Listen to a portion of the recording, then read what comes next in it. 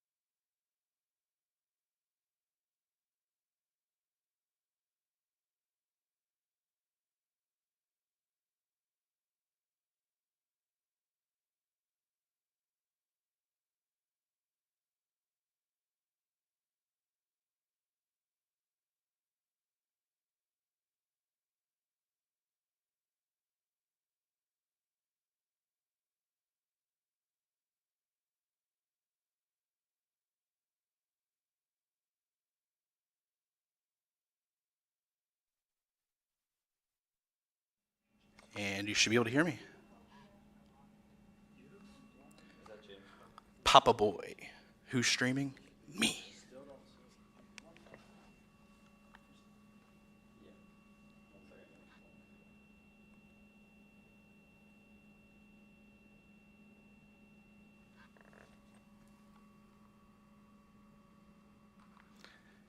Thank you, Sophia.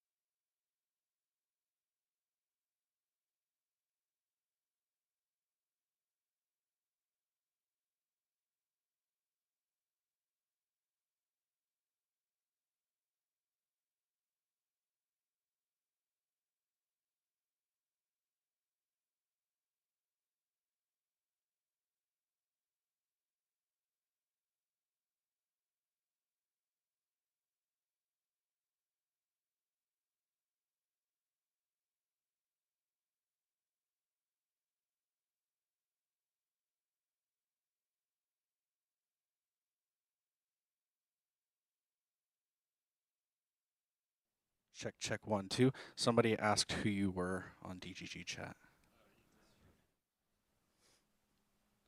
Who is that man?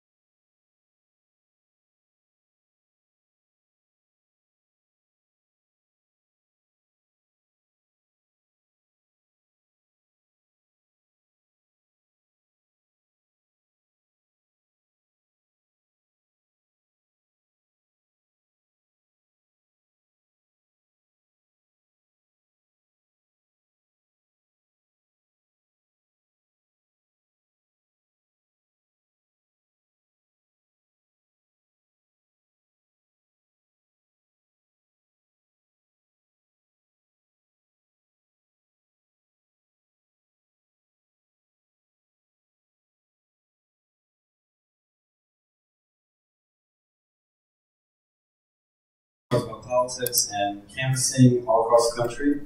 And recently said Twitch permanently banned him, and he's now on alternate platforms like Rumble, Tick.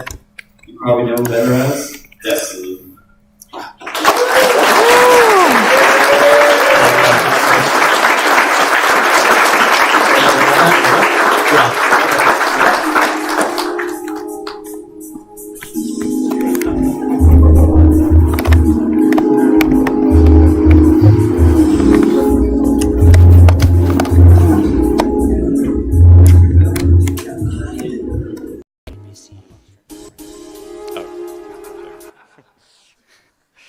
Amazing. And now, in the affirmative, we will have a New York Times bestselling author and this is his bio, award-winning investigative reporter, a reformed sodomite, a global political sensation, a free speech martyr, an accomplished serial entrepreneur, a hair icon, a penitent, and to the annoyance of his many enemies, a happy person. You all know him, though, as Milo Yiannopoulos.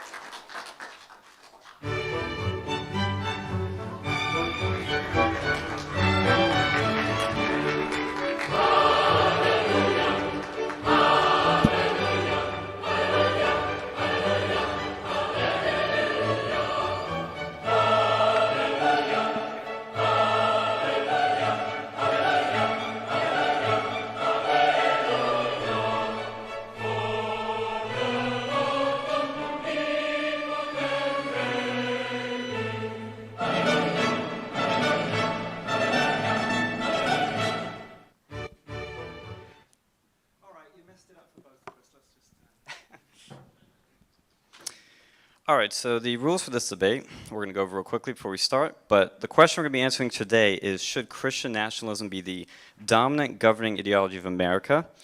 We will have 10 minutes each of prepared opening statements, and then each of you guys will be able to go through 5 minutes of rebuttals each, and then I will ask 2 questions for each of you, and we'll rotate between you guys. You'll each have 5 minutes to answer the question I've directed towards you, and the other person will have 3 minutes to respond.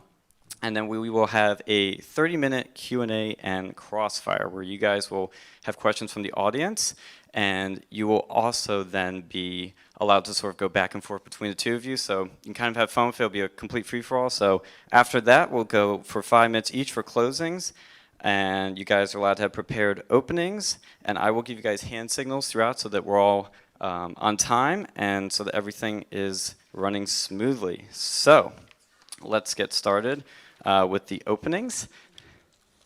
It will be 10 minutes each, and we are going to start with Milo. Is that indigo? My hair? Yes. We call it blue over here. Okay.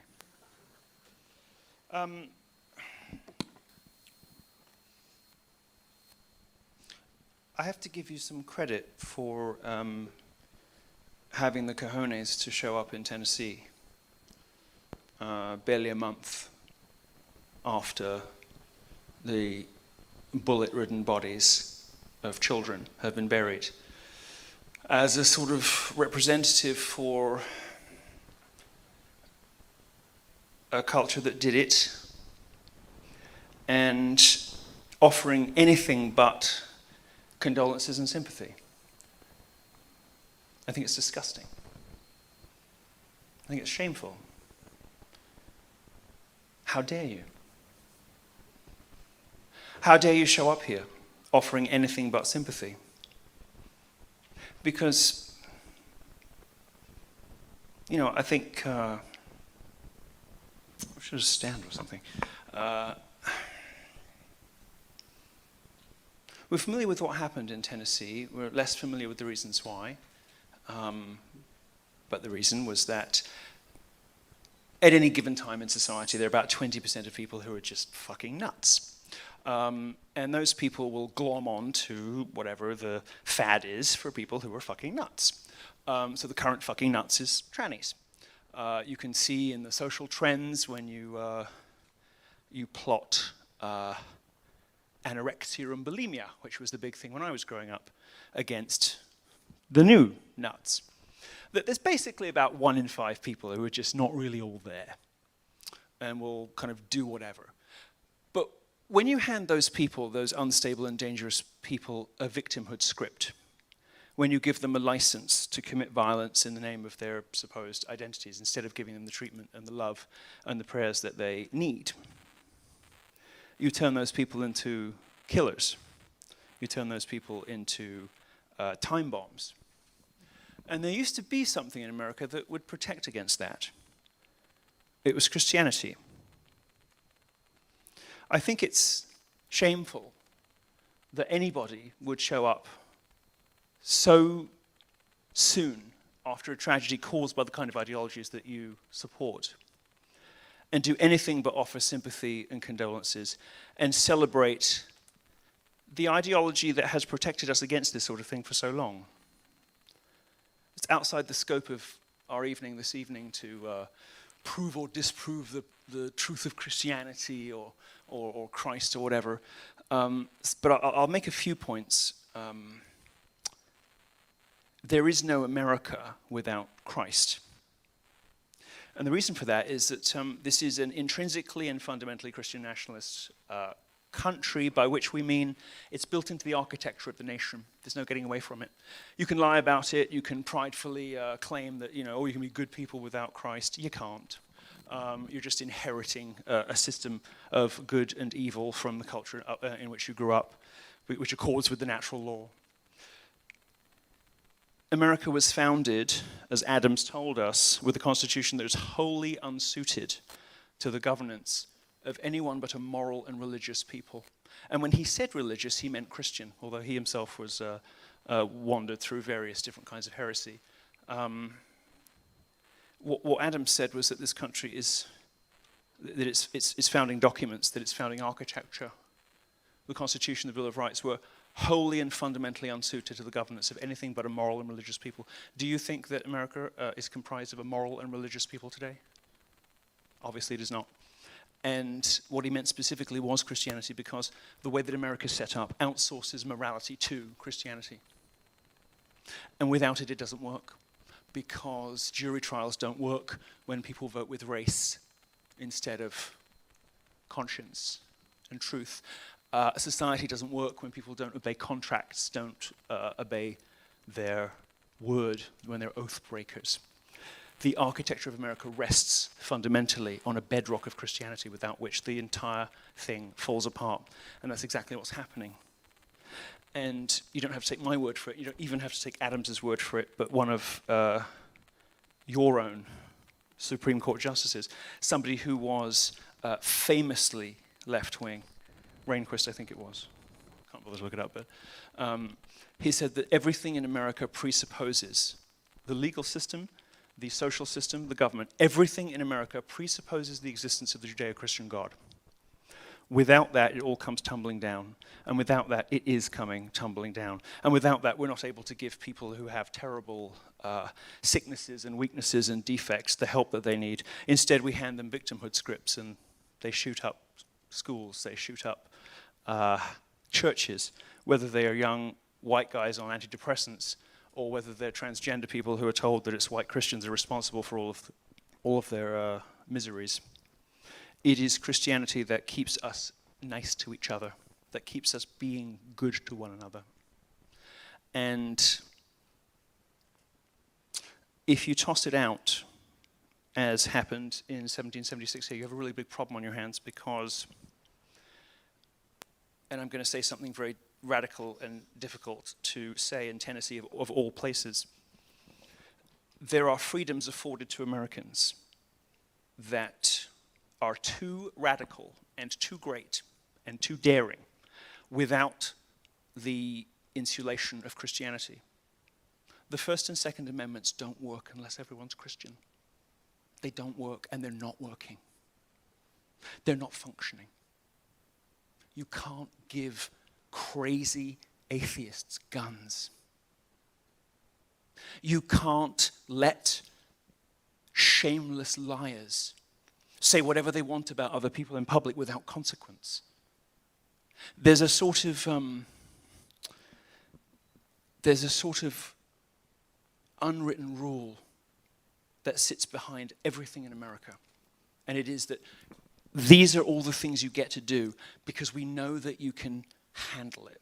We know that you can be trusted with this because you love God, because you respect life, because you won't take other people's lives, because you'll keep your word. Without that, the First and Second Amendments become a sort of license to abuse one another or to kill one another. They become a license to lie. They become a license to murder. They become too much freedom, because there is such a thing. And without an underpinning moral architecture, this country doesn't work. And it's not working. And since this country has fallen away from God, the Christian God, this country has begun to fall apart. And that's why all of this terrible shit is happening. That's why all the awful stuff on TV is going on. It's why you can no longer trust people to keep their words if you don't know them. It's why everybody keeps voting with their skin color or their sexuality or gender or whatever bollocks it is today. Because they're not unified under Christ, because they're not one under Christ, because they're not brothers and sisters in Christ. It doesn't matter if you agree with the literal truth of Christianity or not. The founders did, and they made a country for people who did. And if you don't agree with that, or you don't like God, or you don't see why too much freedom is leading us all to hate and kill each other, and you don't appreciate that we should not only restore Christianity in culture, but require it in public life, you should go to Canada. You should go somewhere else where there's a moral architecture built into the law. But here, it doesn't work without God. And when you don't have him, when instead people replace prayer and the rituals of the church with antidepressants, with compound interest, with games and drink and drugs and fornication, kind of thing he does with his wife, offering her around town like she's common property. America doesn't work when we behave that way, because we'll all just end up murdering each other. That's all. Destiny, you have 10 minutes. This is terrible.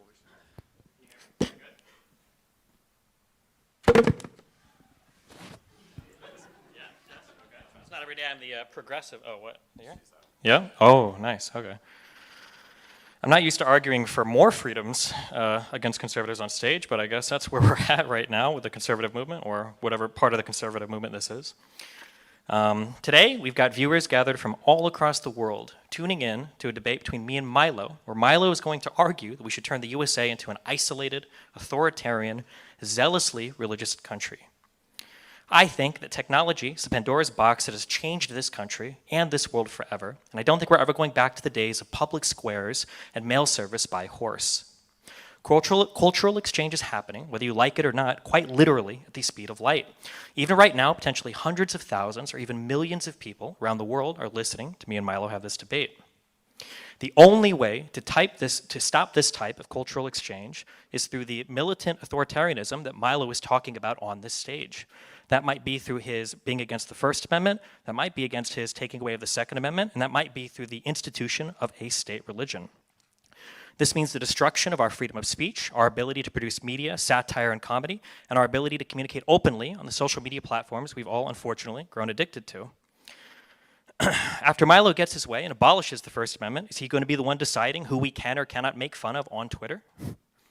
Is the world really going to return to how it was before birth control, before women had the right to work, before gay people were allowed to get married, before we were allowed the ability to freely worship whatever God we wanted, or abstain from worship altogether? I reckon that we cannot close Pandora's box. Christian nationalism, as it stands today, isn't even a coherent ideology. Its proponents will argue whether there's an ethnic component, whether one needs to be Catholic or not, and whether one needs to even be a Christian or a supporter at all in order to idolize somebody for a Christian nationalist ideology. How many more porn stars does Donald Trump need to work his way through behind his wife's back before Christian nationalists stop worshiping him as their savior? As small as Christian nationalism is as a movement, even with it being as small as it is, there is still endless infighting. Anyone who's taken a gander recently at Milo, Ali Alexander, or Fuentes' Telegram account can attest to that. And now, with an already fractured and fighting minority movement, some want to put even more restrictions, such as race, lineage, sexuality, LGBT status, or geography on who ought to be allowed to join their movement.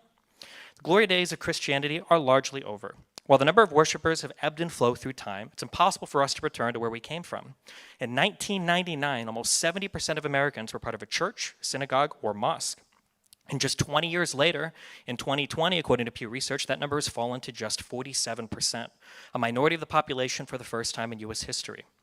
We need to be realistic about the coming years. We need to help our young men and women find purpose in the world and stop pretending like some Christian nationalism is the answer. We need to find ways to get our young people engaged with their friends, family, and their communities in ways that synergize with the technological explosion the entire world has experienced. If Christian nationalists want to continue to practice Christianity in America, then I say we let them. However, we should never allow them to take away our right not to do the same.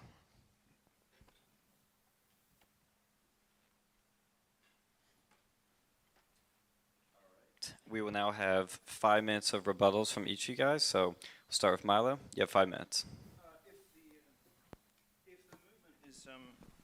Thank you.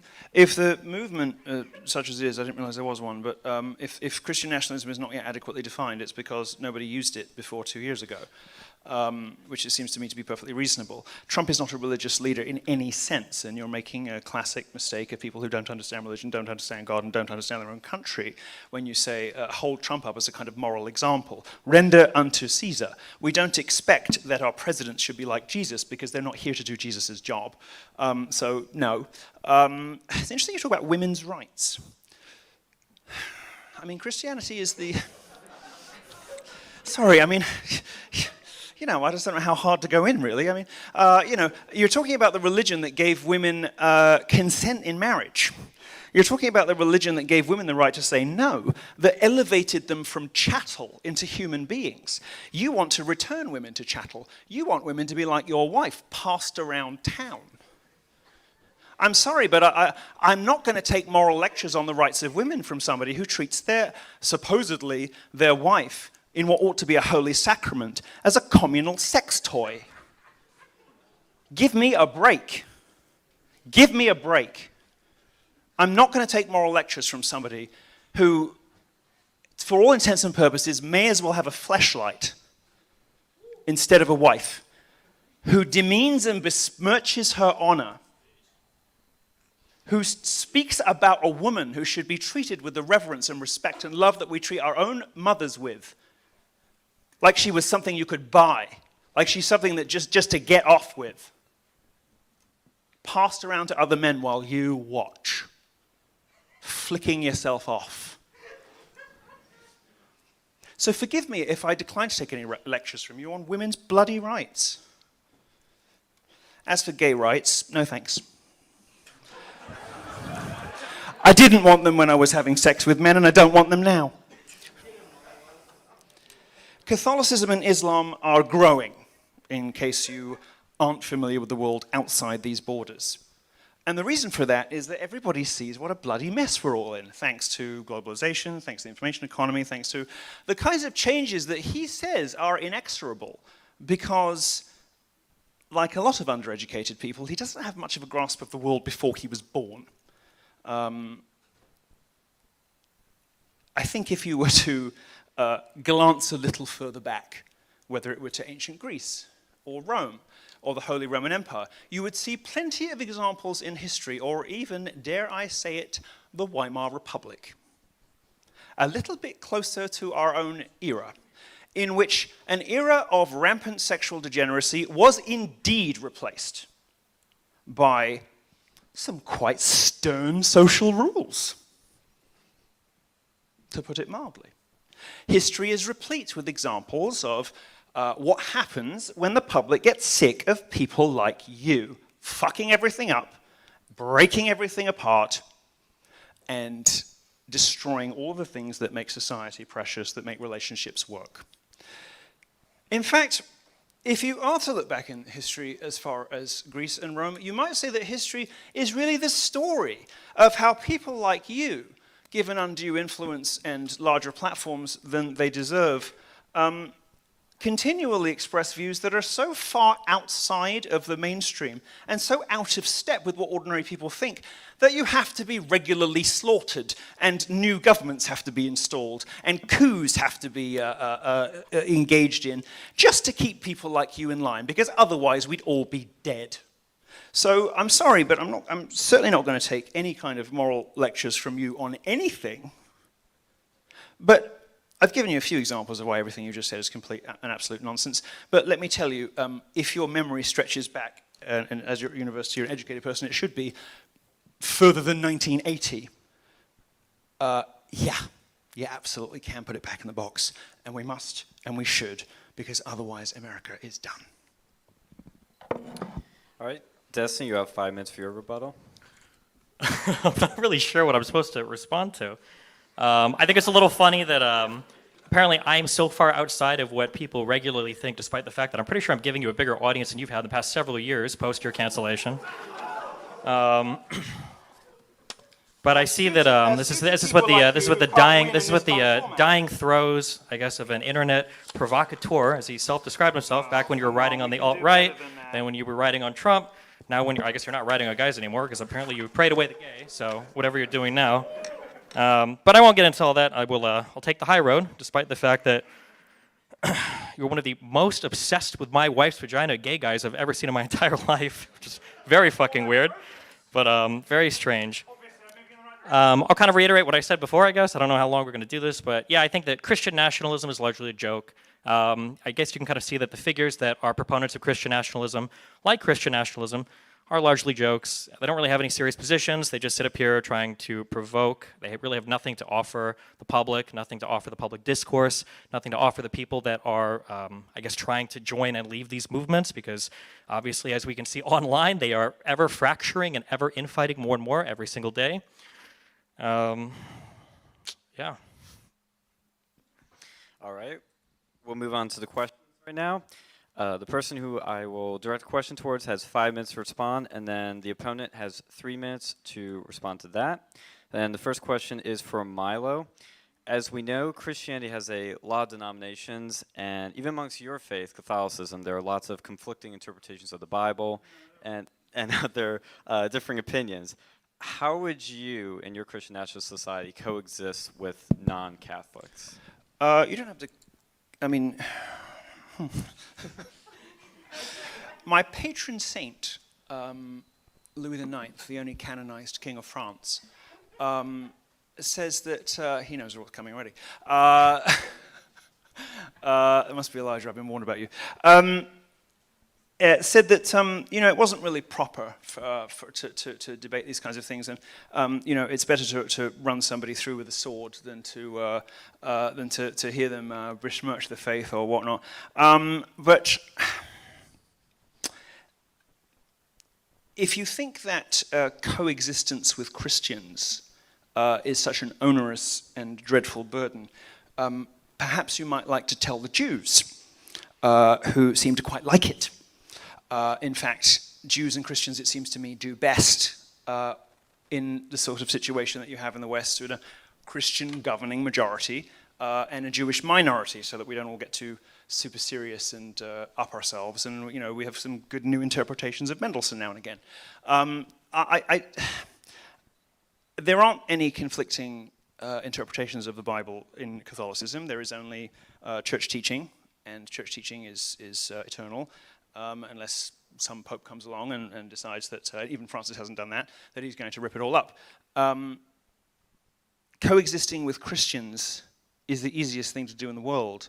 And I can't remember who gave this example, but if you heard footsteps, this is not my analogy, but if you heard footsteps coming up behind you in a dark alley at night, would you feel safer if you knew that it was Dylan Mulvaney or any church-going Christian?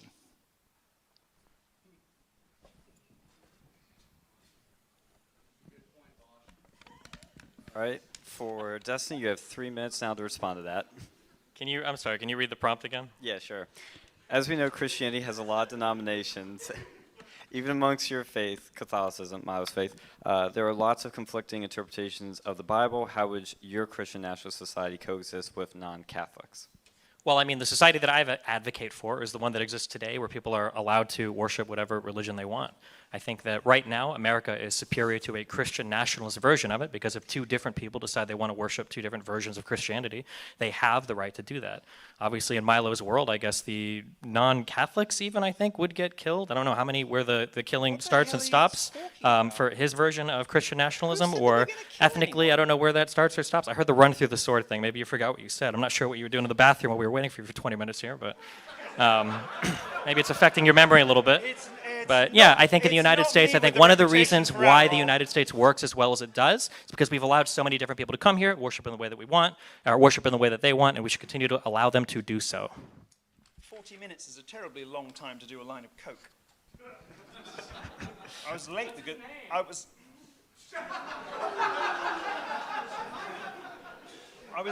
I was late for the ordinary reasons that people are late. I was at the hairdresser. All right, Destiny. I have the personality I have. Sort of stuck with it now. Now your question, Destiny. You have 5 minutes to respond to this, and then Mao will have 3 minutes to respond to that. Some would argue that a society without religion at its core would devolve into a nihilistic society, deprived of any meaning or purpose. How would you prevent, in your society, non-Christian nationalist governing society, from devolving into a nihilistic, meaningless society? I think that you have to have something greater than yourself to live for, and I think religion is like a really easy package to give somebody that kind of solves for a lot of those problems. It gives you a nice guide for how to view the world, it gives you a nice guide for how to view your family, it gives you a nice guide for how to live an ethical life, and through that package, people feel like they have something greater than themselves to live for. I don't think it's impossible to have that thing without religion, but I think right now we're very politically fractured as a country, and it makes it really difficult for us to have those things. So for instance, there are certain topics that are hotly contested that I don't think should be. So for instance, all of us should be able to say we're proud to be Americans. That includes progressives, that includes BLM people, that includes people on the left, that includes anybody that might, however far left you go, you should be able to say that. That shouldn't be ground that we cede to people on the right. I think it's kind of a shame that if you see an American flag on somebody's car today, you basically know that they're a conservative because nobody on the left would put that on their car. I think that's an insane proposition. So I think that when we've gotten to this point to where we're so politically divided that people can't even feel proud of their country anymore, if you also take away religion from those people too, then they're kind of aimlessly, I guess, wandering from Twitter to Facebook to YouTube to whatever, just endlessly shitting on each other with no common united purpose. So I think that one of the things we need to work on more than anything else is kind of healing some of the political fracture that exists in this country. I think it's good that we argue with each other, but it's not good that we are relentlessly banning people from every platform so that we're all kind of like gathering in different areas and we're not even able to have conversations with each other in the same reality anymore.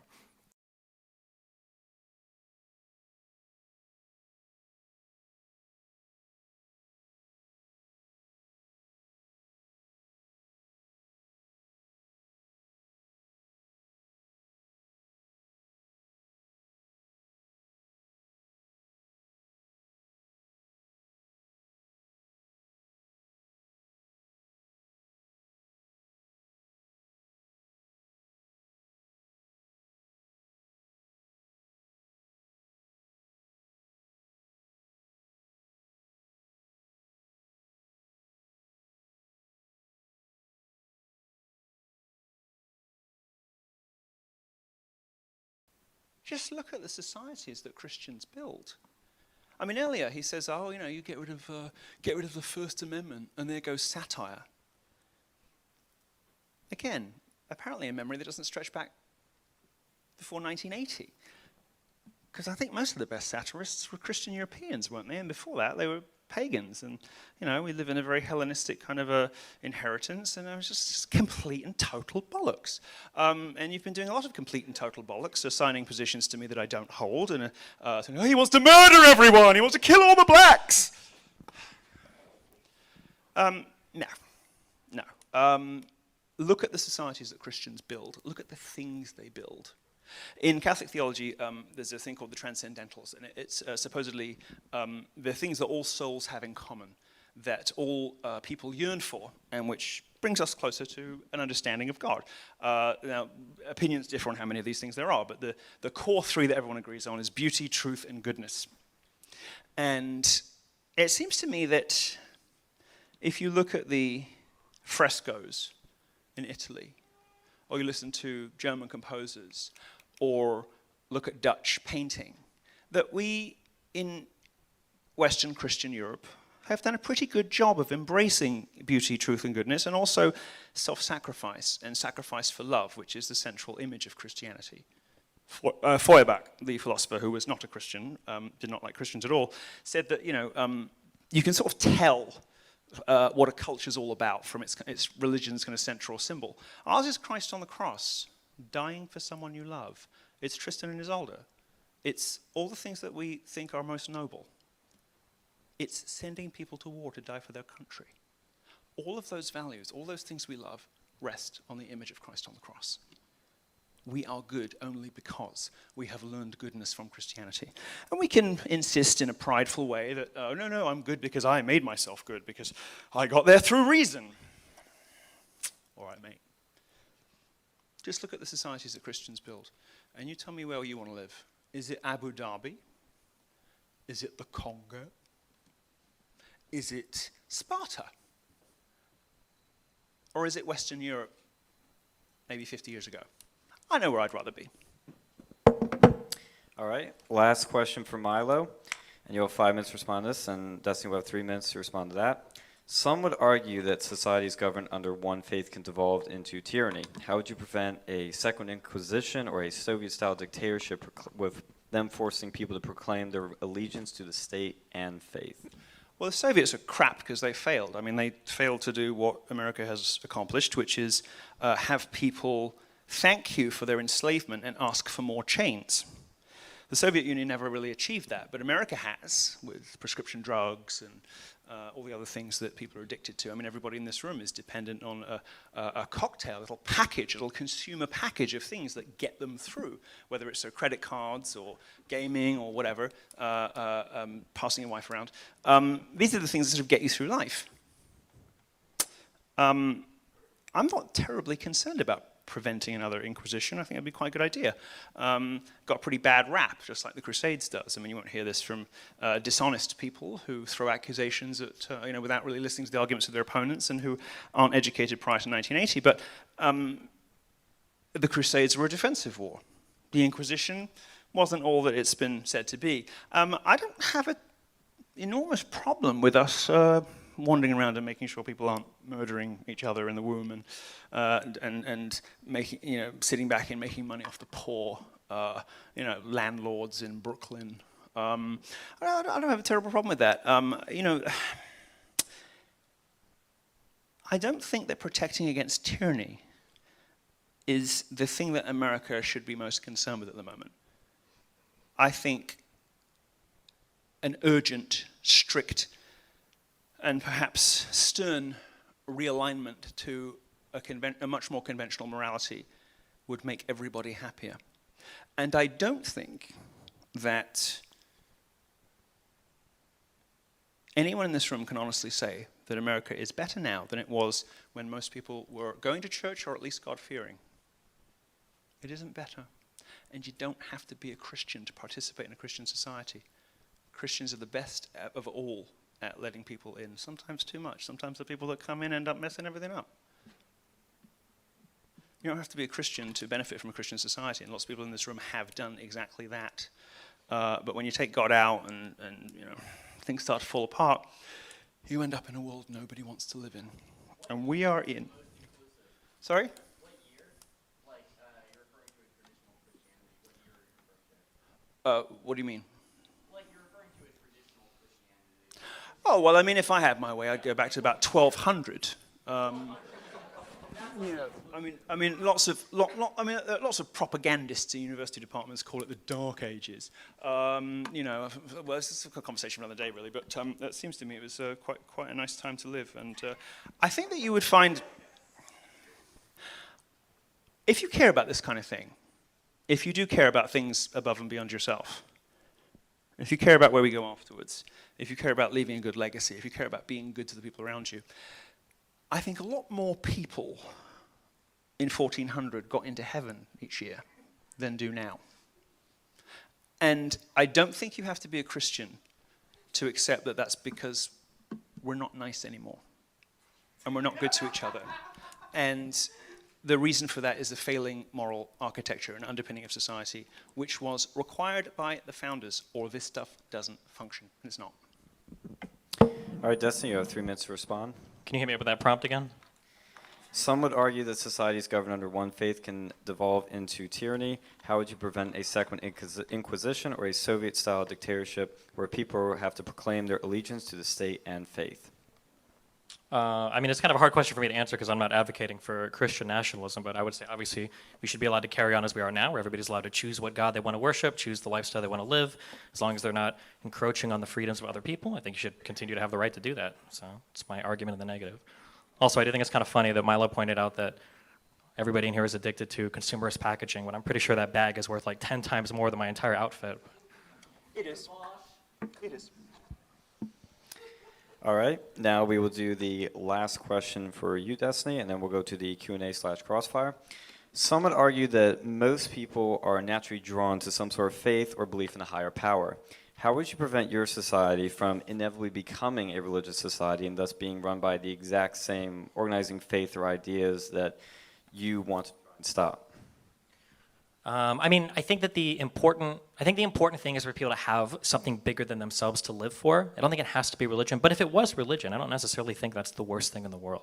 I think that the defining aspect of the United States is that a lot of people with contradictory ideas can exist within the same geographic borders, governed by the same legal system, voting on the same politicians, and somehow finding a way to make all of that work. I think we've done it for hundreds of years. I think we do it better than any other country on the planet right now, today, not before 1980, not in the 1200s, but today in 2023, I think we have an incredibly diverse country of people, all sorts of creeds, all sorts of ethnicities, all sorts of different types of people that seem to be living together and making it work. I think we have problems right now, like I mentioned earlier, with the political division. And I think that that's a real problem that we need to combat, but I think we need to do it by having honest conversations about what we can do to move forward, not by talking to people that want to look back hundreds or thousands of years to what society used to look like before there was Gucci and hairdressers.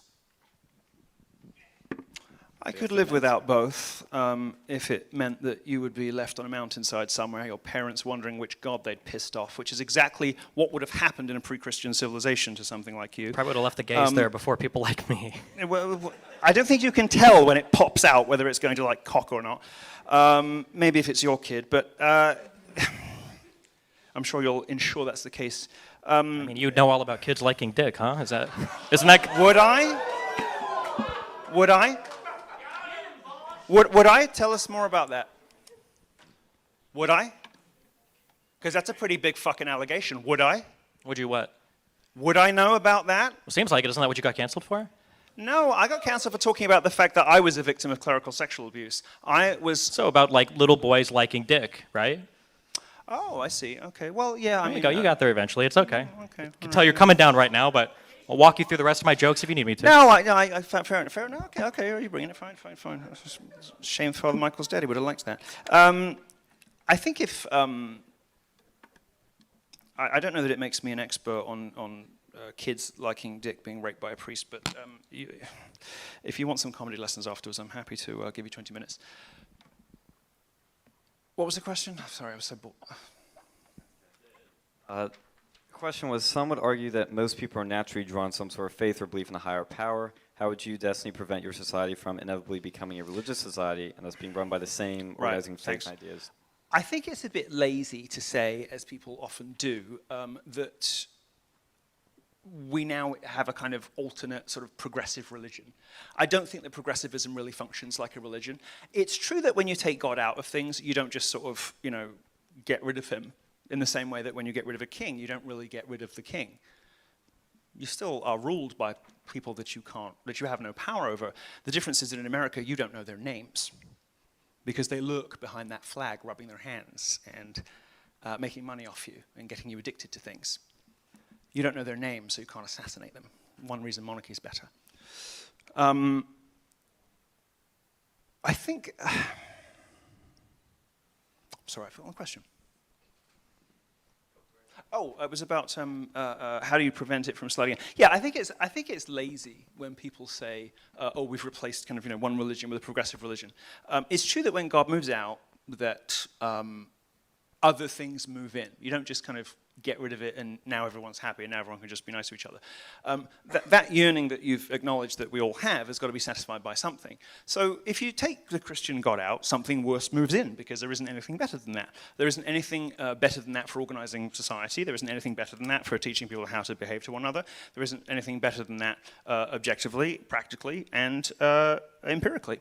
So things do move in, but progressivism of the type that he likes doesn't function like a religion because all religions have one thing in common that his political orthodoxy doesn't, and that's salvation and forgiveness. Because there is no forgiveness for people who are cancelled, whether or not they were responsible for what happened to them and were trying to make sense of an abuse experience, or whether they said something that they shouldn't have said. There's no way back, there's no forgiveness, there's no redemption. And that's the thing that all religions, except for this orthodoxy, seem to have in common. So I think it's a bit lazy to say that one religion gets replaced by another. But it is definitely true that you cannot simply chop off the top of the pyramid and expect everything to be fine. Something worse will slither its way up there, and it has. Thank you guys so much. Let's give everybody, both of them, a round of applause, please.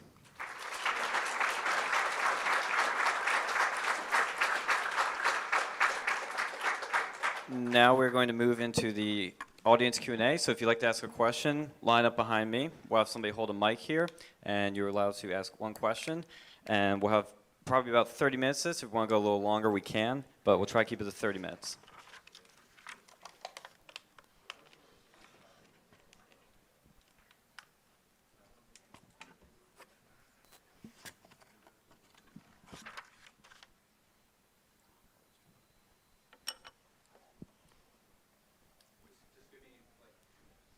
Yeah, we'll just need 1 minute to set up the camera, and then we'll be good to go.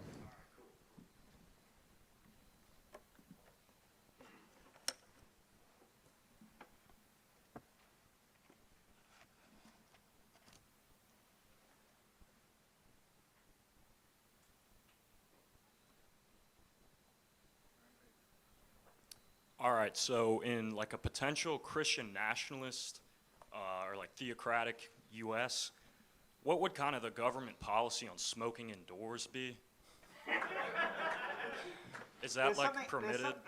There's something odd about smoking. Smoking is the only thing that's bad for you that the government doesn't promote. See, that's kind of what I think. Yeah, there's something up with that. I feel like maybe like on the low, smoking is really good for you, and they just don't want us to know, and cancer comes from like the TV or something, because there's no something, yeah. That's something, whatever, you know. No, it's bad vibes or the devils or something, but there's something weird about the fact that smoking's the only thing that kills you that the government doesn't subsidize and encourage. See, yeah, I've always found that to be kind of questionable. I think smoking is extremely based, and Oh, yeah. I can tell you without a shadow of a doubt, certainly in my faith tradition, the early church fathers were very enthusiastic about alcohol, in moderation, of course, although moderation had a slightly different meaning in the 1200s. So I think they would be lighting up the Marlboro right next to you. All right, well, awesome. Destin, do you have any sort of opinion on that, or? I kind of like smoking being banned from indoors, I want to be honest. Fair somebody enough. that is I 30. didn't live it. I didn't live it. So. As somebody that's 34, the older people in here will remember for restaurants we had no smoking sections. They definitely didn't work. I don't mind people smoking, I guess, like outside if they want to smoke, but having to share spaces with just disgusting cigarette smoke, like constantly wafting through the air, especially if you've got kids around and stuff, I think is really disgusting. So I'm glad it's gone from inside. You sort of get used to it, though. I mean, the only reason to visit Germany after 1945, really, is the fact that you can smoke while you're having a coffee. There's a lot of drugs you can get used to, but I don't know if you're a good argument in favor of that. I'm not saying that there's, there are certain things that you can't necessarily argue from first principles convincingly, but nonetheless seem to work better, like monarchy and smoking. All right, well, fair enough. Thank you, guys.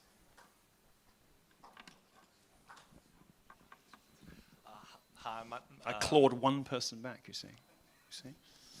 I'm so glad someone brought up smoking because I really needed a Marlboro Red coming in here. And I was like, God, okay. It's hardcore. It's hardcore. all- I'm a Newport Lights guy. Oh, okay, right. Smoke right. for the man you want, as From was. John, maybe. You know. But I wanted to ask you, Milo. It's a question on speech, and the first one was, what happened to make America hate again? I was looking forward to that book. I was telling all my friends and family about it, and then it didn't come out. I kept getting employed by people, but I've written most of it, and I think it's become actually more urgent than ever. There's a particular understanding of hate, which I think that the left fails to make this distinction, probably on purpose a lot of the time. You'll hear Christians sometimes say, you know, hate the sin and love the sinner. What they mean by that is that people are what they do. People are their conscious choices, right? So we shouldn't hate people because they were born a particular ethnicity or gender or whatever, obviously, you know, unless they're French. But what we should instead do is judge them by what they choose to do. Right? So people are their actions. And psychology is now catching up with religion. It's, you know, there's no gay men on forms anymore. It's men who have sex with men. So psychology is kind of catching up with this idea that we are what we choose to do. We can hate what people do, the choices they make, and the evil that they perpetuate, without hating them as human beings, as children of God. And I think it's become more urgent than ever that we I think, rehabilitate hate. And I definitely have been encouraged to get that bloody project finished because I think it's more urgently needed than ever. We ought to be able to look at something abhorrent and say, I hate it. I hate it powerfully. I hate it passionately. I hate it with every fiber of my being, and I'll fight it, and I'll stop it, and I'll die for it. You know, I'll die to get rid of it. And you know, the kind of lifestyle he leads, you know, is the sort of thing that I think it's okay to hate. It's a conscious choice that hurts everyone, that leaves lives ruined, that, well, you can see the results. That I think it's okay to hate, although I am commanded to love him as, you know, a fellow man, as a Christian, which, you know, I'm working on. That brought me to the substance of what I wanted to ask you. Oh, just on a real quick thing, because you didn't really answer that question. If you want to know when his next book is coming out, you should ask the guy that actually writes them. I have to believe Milo writes them. I'm a big fan, and they're all fabulous. Anyway. I think, you know, like, given that I write about 10,000 words a week on Telegram, it's not beyond the realms of possibility that I might throw a book together once every 2.5 years, which is roughly when I get around to doing them. But you tried. And it's a great Telegram, almost better than Tucker. Okay, it is better than Tucker. But what I wanted to get to is with blasphemy. Yeah. Are blasphemy laws the proper way to have a First Amendment, but also keep it from corrupting itself? Yes, I think you need a deterrent to remind people what it is that keeps everything held together. And I think if somebody goes out repeatedly, deliberately blaspheming the name of our Lord, you should expect to have your tongue cut out, or worse, because that's the thing that keeps everything together. In just the way that Americans get very touchy when flags, graze the floor and stuff like that. It's perfectly reasonable anxiety to have because the flag is a sort of, you know, crap proxy for the things that really matter. I think it's perfectly reasonable to have those things sacrosanct, and America does. It just picks stupid shit instead of the right things. Thank you. Hello. So Milo, you have identified yourself as an ex-gay, and you have also advocated for conversion therapy, yes, and making it to where it is more, I guess, acceptable to the media, or presenting a more positive light of conversion. I don't much care if journalists like it or not. I just want to save souls, but go on. Yeah. So I just wanted to know how you planned, like, on making it to be seen as, like, more positive in the media, just because a lot of studies have shown that conversion therapy is traumatic for... No, they haven't.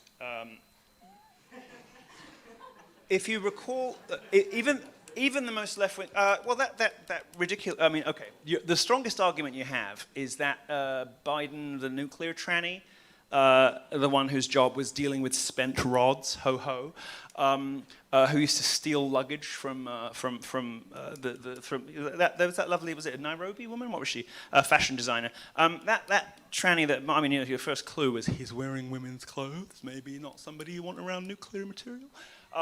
But your strongest argument is he went through conversion therapy, but of course on film he said it worked and he liked it. So the testimony is a bit unreliable in this area, and I think most of the reason for that is that it doesn't work all the time. And the majority of, it doesn't work most of the time actually, the best that most people can hope for is celibacy. And I think that disappointment is what drives a lot of the negative testimony afterwards. I think that it works in conversion therapy's favor that it's hated. And if you find it ridiculous for me to say that, that it's a good thing that works, there isn't a person in this room who can honestly say, the press treated Donald Trump totally fairly in 2016. Even if you were on the other side, everybody now agrees, as sure as they agree on the color of the sky. Right. Well, the first, but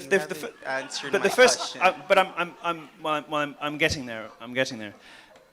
The first time that something was given that treatment, the treatment that Trump's had, was in the first episode of political correctness in the 1990s. So in the 1990s, there was a sort of brief flash of political correctness that was quite quickly put down by the counterculture. It came back with a vengeance later. We now live in it. But in that first brief flash of political correctness, that's when you had the old ladies with the big hair on TV saying that Marilyn Manson causes massacres at school, which I find just as ridiculous as people who say that video games cause school shooters, just as ridiculous as people who say that. Thank you. Well, I'm trying to. Not everything has a two-word answer. But I think it does. All I just want to know is how you plan on. Well, if you knew the answer, you wouldn't be asking me. Well, yeah, but you I think just we're done. keep Thank going you. in circles. Hi, so Destiny, I just want to say I'm a longtime viewer and a fan. Hey, what's up? Nice to see you in person. As far as all the shit you give about your wife, threesomes are base, dog, so have your fun. Anyways, to my question. You guys seem to be implying that under Christian nationalism, things would get better. Well, he does. Things get better. I assume that means like crime and things like that.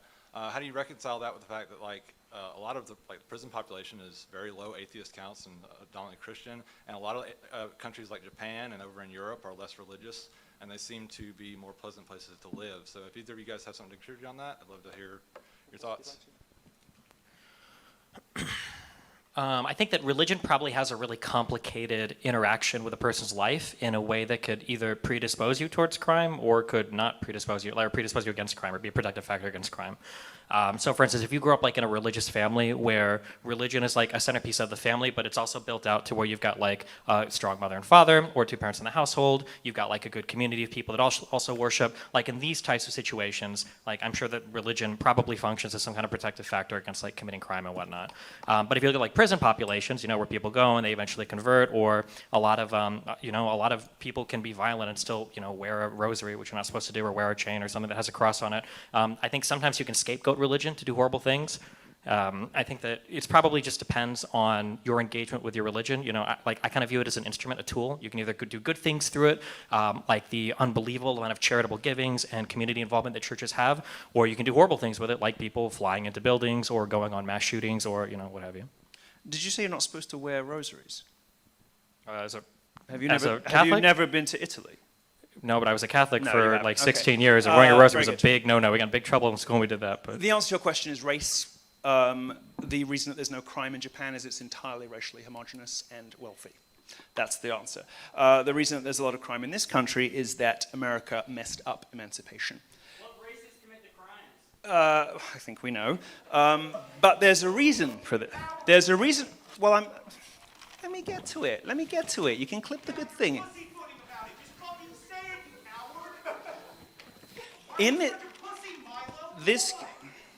All right. This country messed up emancipation.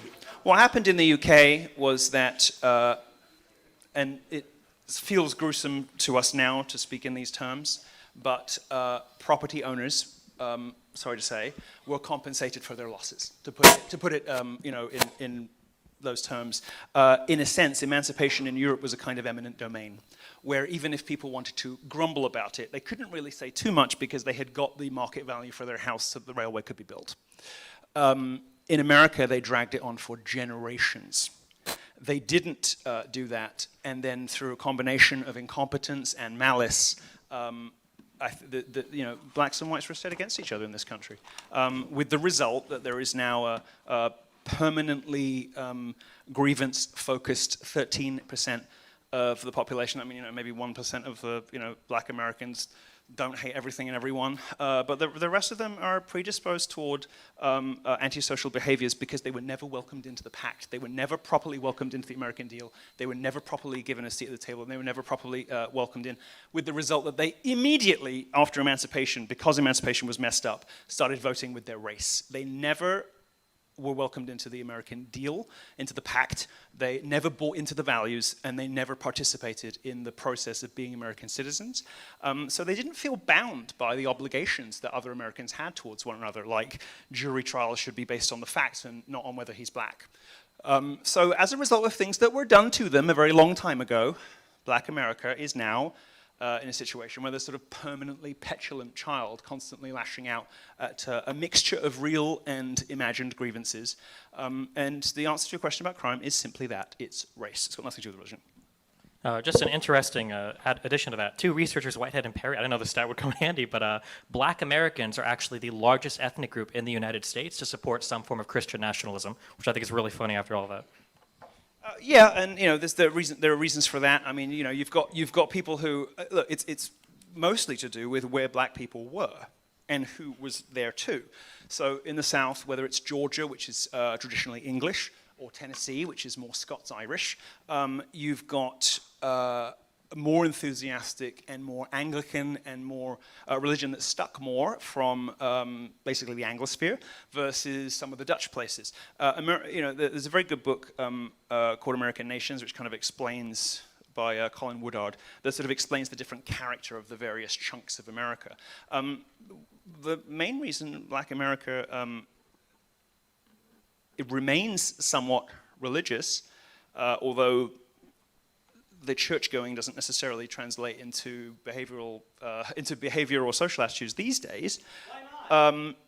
Well, because they're heretics, because they go to churches that are completely and utterly bonkers, because they don't go to preachers who tell them about God. They're Pentecostals or Crystal Methodists or some other kind of nonsense. The reason that they're not behaving as Christians is because they're not really Christians.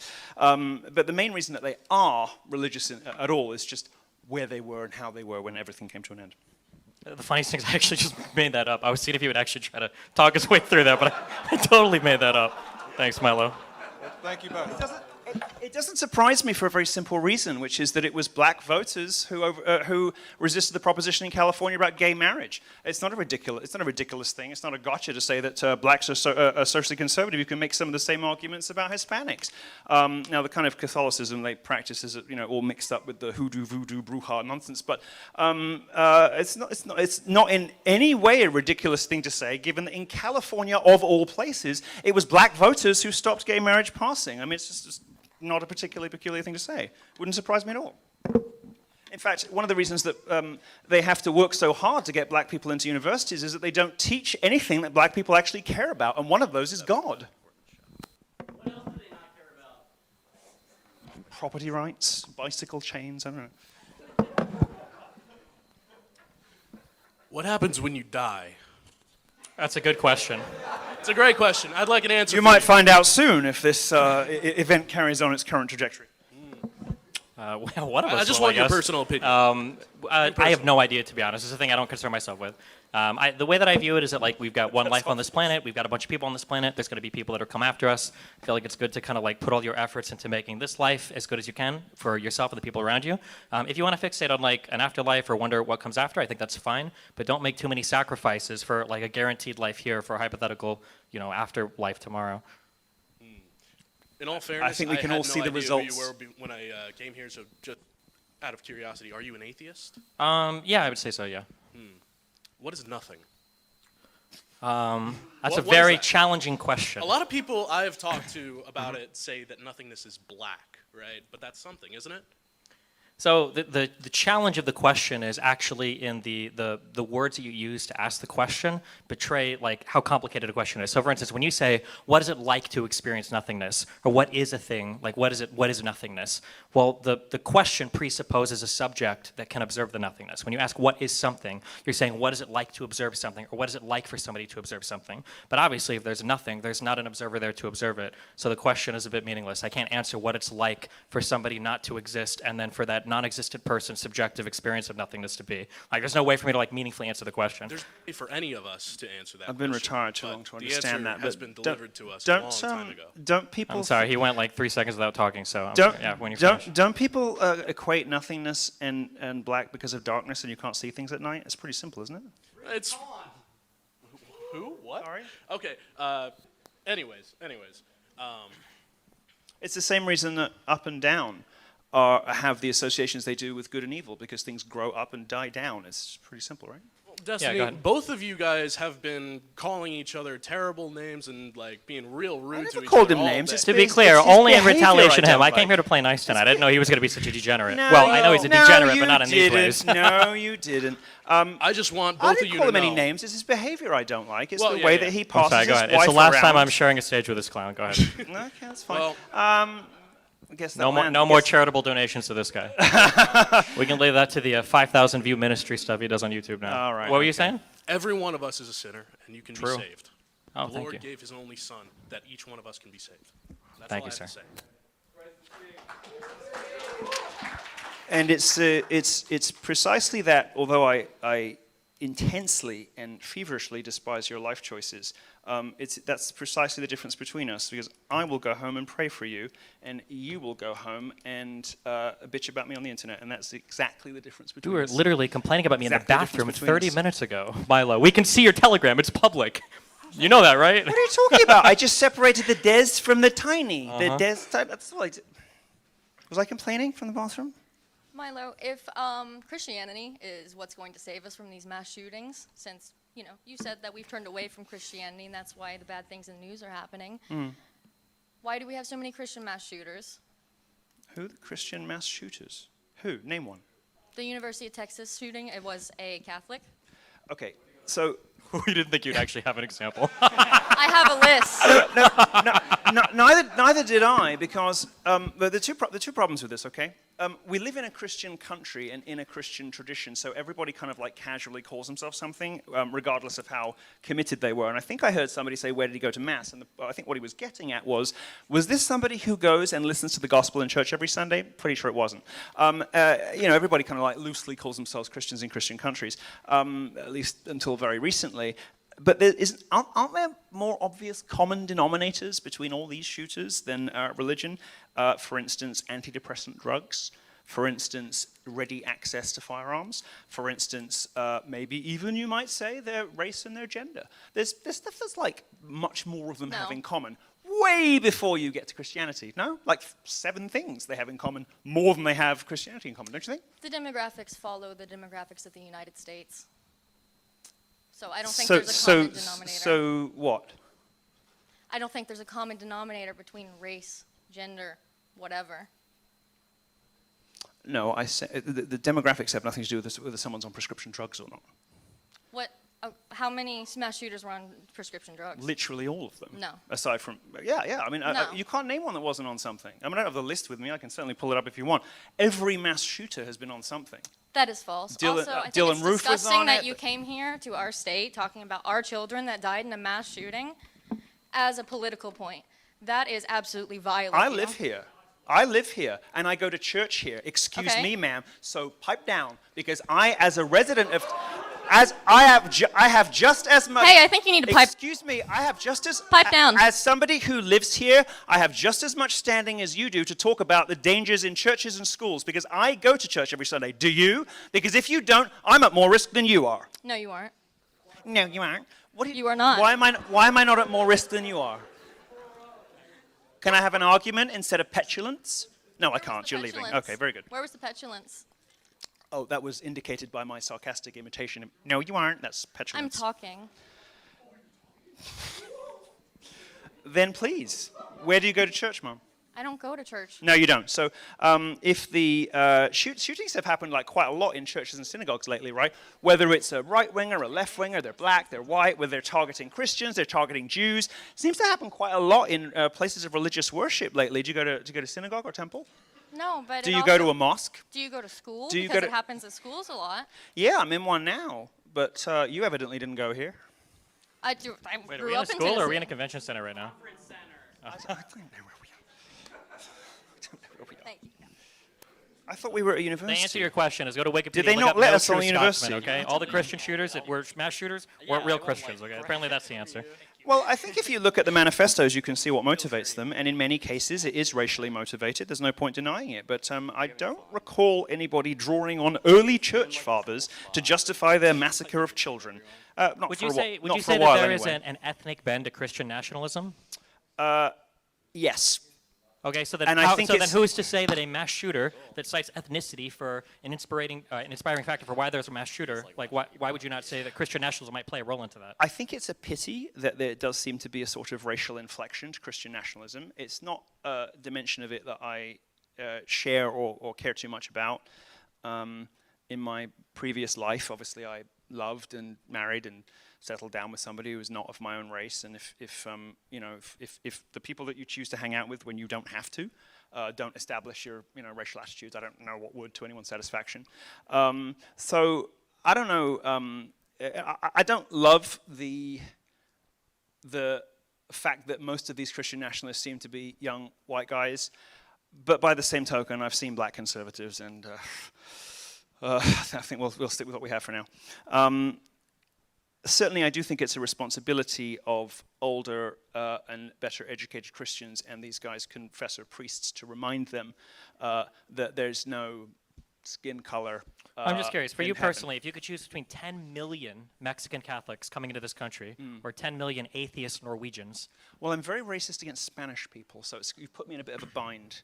I like blacks, I like whites, I like Asians. I don't love Spaniards, so you put me in a bit of a bind. But I would have to come down on the side of Christians no matter where they're from. Well, that's good, okay. Oh, okay. I was having fun. This is a question for Mr. Atentacumpo. I was raised Catholic. I don't know what that is. You're going to have to explain your Bob. I'm sorry. No, though I don't really know how to pronounce your last name. I'm sorry, I'm not familiar with Greek. My question is, I was raised Roman Catholic. I attended both Latin masses and English language masses up until my sophomore year of college, which was very recently. I have also been a homosexual my entire life. I've been attracted to men. I have had exclusively sex with men. All of my relationships have been with men. And I'm very aware of the fact that these homosexual relationships are a sin according to Catholic doctrine. And I'm wondering if you have practical advice for overcoming these things. I'm not interested in whether or not they're sinful. are you sincerely... I'm completely sincere. I mean... Because I will have a real conversation with you. It's just that there's been a particular tone this evening, so... I have been very ironic with you and sarcastic, but this is a completely You can sincere understand question. why I'm asking. I totally understand. I mean, we could talk in the bathroom if you'd like, but... Definitely I'm not. interested in actual practical applications. I'm not interested in whether or not Quite a it's short refractory ethical. index from mocking someone to saying you want to have sex with them. All right, look, what the church teaches is not that homosexuality in large part is a cluster of symptoms to early childhood trauma. Whether that trauma is having no male role model to look up to, whether it's the failure to form platonic attachments with male authority figures, there's a bunch of things that can happen, or sexual assault. You're not responsible for what happens to you, but you are responsible for what you do afterwards and what you do with that. And But I'm looking for practical advice, day-to-day things. Sure. Well, then you should. The easiest. The first Stop thing. fucking men. Isn't the that like first- the... Isn't that like the only thing you can say? I mean, what else can you do? Easier said than done. as my damp pillows will attest. I think that the first thing, look, I'm going to assume that you're being serious, and I'm not going to give you any sort of flippant, frivolous kind of day-to-day whatever. I practiced mortification when I was getting myself out of that. I used hot oil because it's extremely annoying and lasts a really long time, and it kind of like kills any sort of sexual appetite. But the first step before any of that is to figure out why you ended up like this in the first place. Because you weren't born this way, that's sort of 1980s propaganda. There's no gay gene, they would have found it by now. We have mapped the genome, it's not there. Something was done to you, or something was not provided for you. And one or both of those things happened which produced these feelings. And if you want to get right with God, the first step is to find out what it was, because you might not know and you might not remember. The best place to go for that is a therapist who was trained by any of the sort of descendants of the Joseph Nicolosi school. So Joe Nicolosi is kind of like the sort of godfather of, they call it reparative therapy now. And his son is still active, and they still train therapists. And within quite a short space of time, they will help you to find an answer. And there are a variety of therapies that look to the observer extremely funny, that nonetheless do work. And I'll let you discover what some of those are for yourself. But there's a path out if you want it. Almost everybody can reach celibacy if they are sincerely committed to it. And the numbers vary from like 10 to 20% people who successfully manage to enter into a relationship with a woman, have an active sexual life, and have children. Somewhere between 1 in 10 and 1 in 5 I'm sorry, gay is people are able to do that. celibacy the best case scenario for a homosexual? For a lot of people, yeah. All right. Yeah. Thank you, Vosh. Same joke. Again, Hey, Destiny. So you had a great talk with the Muslim extremist Quarantos about how his great audio quality and good takes about how Muslim nations are greater than Christian nations. I want to ask Milo how you would implement Christianity when they are barely holding on to their legitimacy, when Islam is gaining traction and while Christianity is taking D-list celebrities that take cock, well, at least if 20 years ago, or 20 minutes ago. Okay, I'll ignore the last bit. Catholicism and Islam are both growing, and the reason for that seems to be that people correctly intuit that if a belief system or a club, a society, a way of life kind of demands nothing of you, then it's probably not worth very much. So people are very, it's one of the reasons that Protestants are so kind of ideologically promiscuous. You know, church hopping happens when all you have to do is just show up, listen to a preacher for 45 minutes, you know, listen to some nice music and go home. People don't get very much out of it because there's not really much to get out of it. Islam and Catholicism are quite demanding, and they ask a lot of their followers. In the world we live in today, it's no surprise that they're both growing. You say implement like it's, you know, the death penalty or something. What I would suggest is that America rediscovers its founding principles, which are not untrammeled freedom. Freedom of religion in America was designed to avoid Protestant wars. It wasn't so Muslims could take public office. And that should be reversed, and it should be against the law. If you live in America and you're a servant of the people in America, you should be a church-going Christian. It ought to be a rule. But something happened in 1776 that I don't think was necessary, and it was probably a mistake, when that ugly sedition occurred.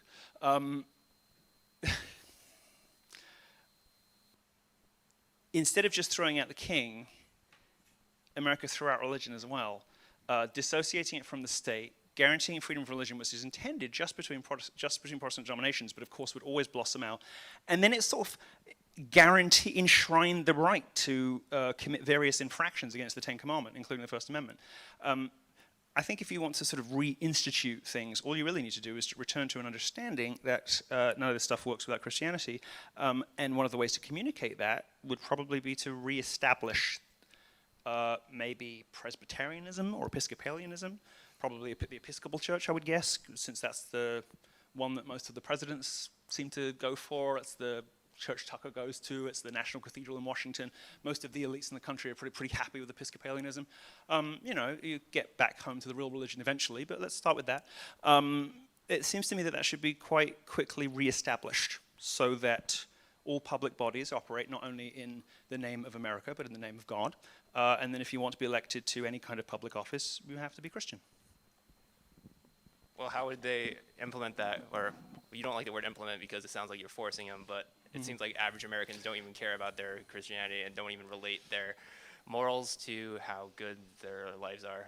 Well, people know if you're a Christian. I mean, they know if you show up to church. It's a sort of only when you take God out do you need like social credit scores, because no one's really like paying any attention to each other. So you have to kind of have this like weird Orwellian technological horror show where technology tries to piece together information about a person to figure out if they're okay or not. Everybody in your parish knows if you go to church or not. If you run for public office and you don't go to church, you're not eligible.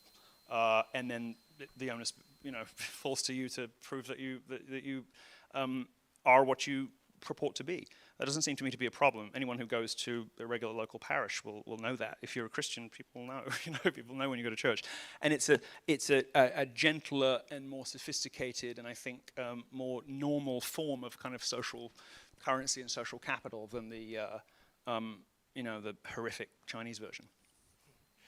Well, that sounds almost as feasible as communism, so I appreciate you and good luck with your future endeavors. All right, boys, I'm going to try to ask 2 pointed questions to try to get some dubs for y'all. So Milo, at some point you mentioned Dutch paintings. It immediately made me think of the Calvinists around the time period that you're kind of advocating to go back for. And their biggest thing that they advocated for was they were very business-oriented, but their simplicity and modesty were the values that they valued the most. How would you kind of reconcile in a transition to a society that has a Christian nationalist government, the American values of excess and stuff like that, to the modesty Christian value that is really important? I don't think those were the American values until very recently. I mean, for the first 250 years of this country, precisely that kind of modesty obtained. Look at the 1950s. You've got there's an ethos of humility, of service, of family orientation, right? America is kind of a Calvinist country. I mean, you go to Catholic churches; they don't feel like Catholic churches in Europe. They don't feel like it's certainly not like Italy. But it's nothing like France. It's nothing like the UK. America, wherever you go, it is kind of Calvinist. There's a sort of over-earnestness. There's a sort of flavor of slight humorlessness sometimes. Sort of taking everything very, very deeply seriously and being incredibly wounded by it, and taking everything just like everything is the apocalypse. And it's a very Calvinist kind of flavor to things, and it's why? Because so many areas in America that now hold the reins of prestige culture are Dutch. That's why. Because they come from precisely the place you're saying. So I don't think that American values were ever really of excess. I think that's something that has emerged. It's something that's been thrust on Black America as well. These sort of very degenerate, self-destructive social attitudes that pop up in the music and the culture, all the rest of it. I don't think there's anything particularly American about that. America's basically British. And with that dash of Calvinism in from the Dutch up top, that's basically been the sort of central conflict of America. And the soul of America, even after the Civil War, kind of remained basically, vaguely, mostly Anglophone, mostly Anglo, although Americans don't like to think of it like that. But that Calvinist attitude, which also, by the way, gives rise to Puritanism and purity tests and cancel culture, is the thing that obtains in the Dutch areas, the Yankeedom, New York.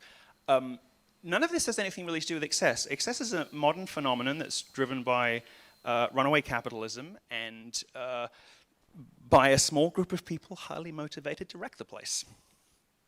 Thanks, Mel. I appreciate that. This one's for Stephen over here. So in your talk today, you mentioned sort of like America's need a return to spirituality that can kind of lift people up from addictions to their phones, stuff like that, that can kind of, not a religious center to keep people on a moral level, but it almost sounds like you're arguing for like a re-faith in the American process. I know that you're big on canvassing. I drove some minions to your canvassing in Georgia. What would be your answer to like first steps to try to regain people's political faith and stop the fracturing too much? Yeah, I think one of the huge things that we have right now is political fracturing, and I think the political fracturing has made it impossible for anybody to be proud of the country because like even things that we do that I think are amazing like become hardcore politicized. So this is a risky one in Tennessee. I don't know how much the audience is mind, but like I would consider, for instance, like the development of the mRNA vaccines. I think that that is like a championing of the American project. That was capitalism at its best, with Trump doing the warp speed thing to use the government to incentivize like a company that was working with other companies all over the world to engineer and create a vaccine in like less than 1 year for a novel virus. That's something that I would hope that like every American would be like, that's really cool that we did that, that we were able to do it that fast, you know? I know Trump wants to take credit for it, and I think he should get some credit for it because I think the warp speed was a good idea. You know, he guaranteed money for those companies to take the risk to make those vaccines. But because we're so hardcore politicized, we can't take credit for that. It becomes a political issue where, you know, even the political party that existed under Trump now hates the vaccine, and then liberals have their thing with the vaccine. It feels like every single, the intervention that we did with Ukraine, I think was really amazing. I think the fact that Ukraine was a country that looked like it had no opportunity whatsoever to stand up to Russia, and with NATO intelligence, with US leadership in NATO, I think we've done something amazing there, but we've helped them largely on their own. I mean, it's not US lives that are being lost, you know, not to take any credit from Ukraine. That's something that I think is really amazing that America's done.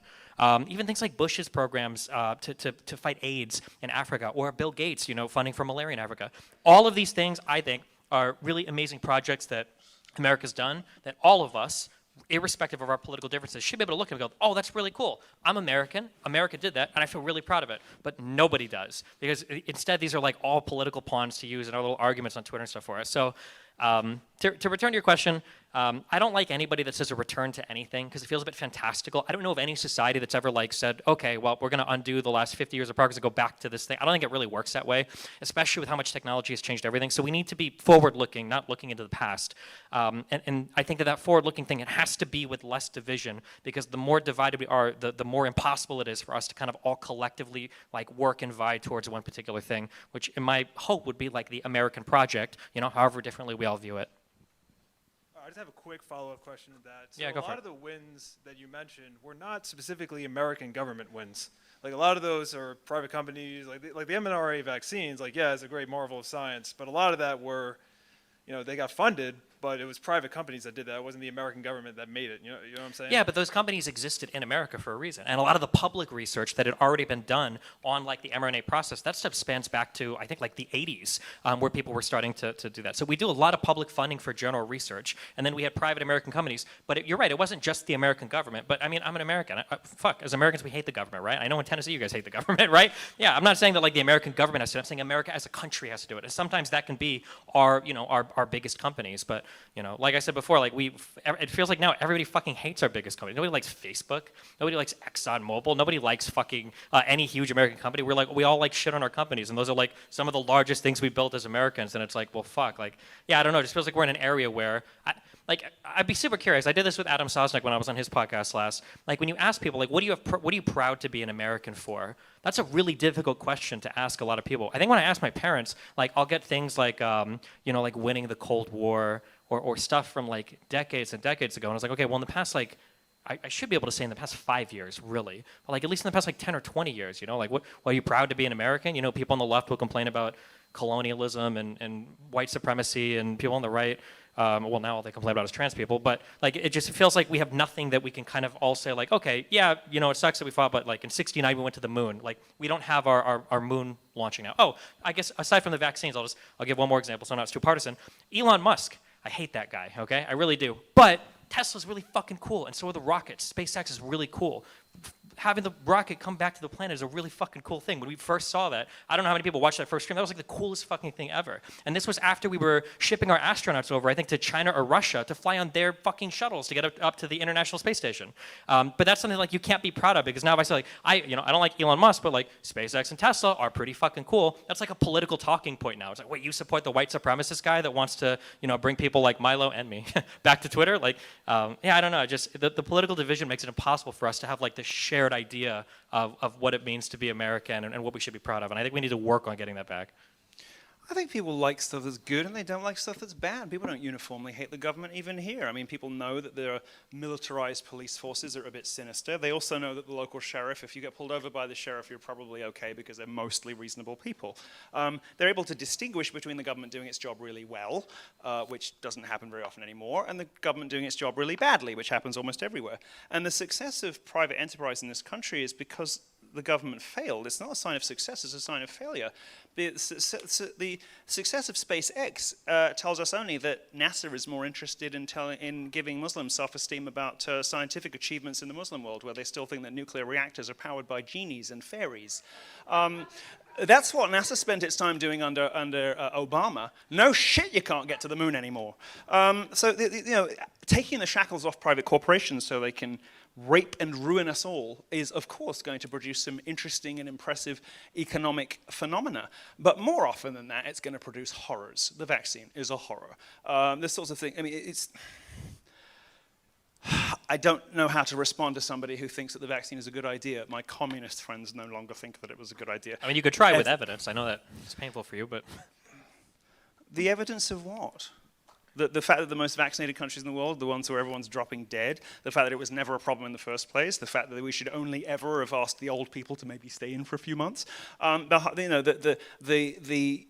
you talk about Orwellian tyrannical horror. You have nothing to fear from Christians, but you have a lot to fear from people who want to lock you, screw you into your houses, and force medicine into you until you can, and then tell you can't go back to work otherwise. That's not private enterprise. That's a drug cartel.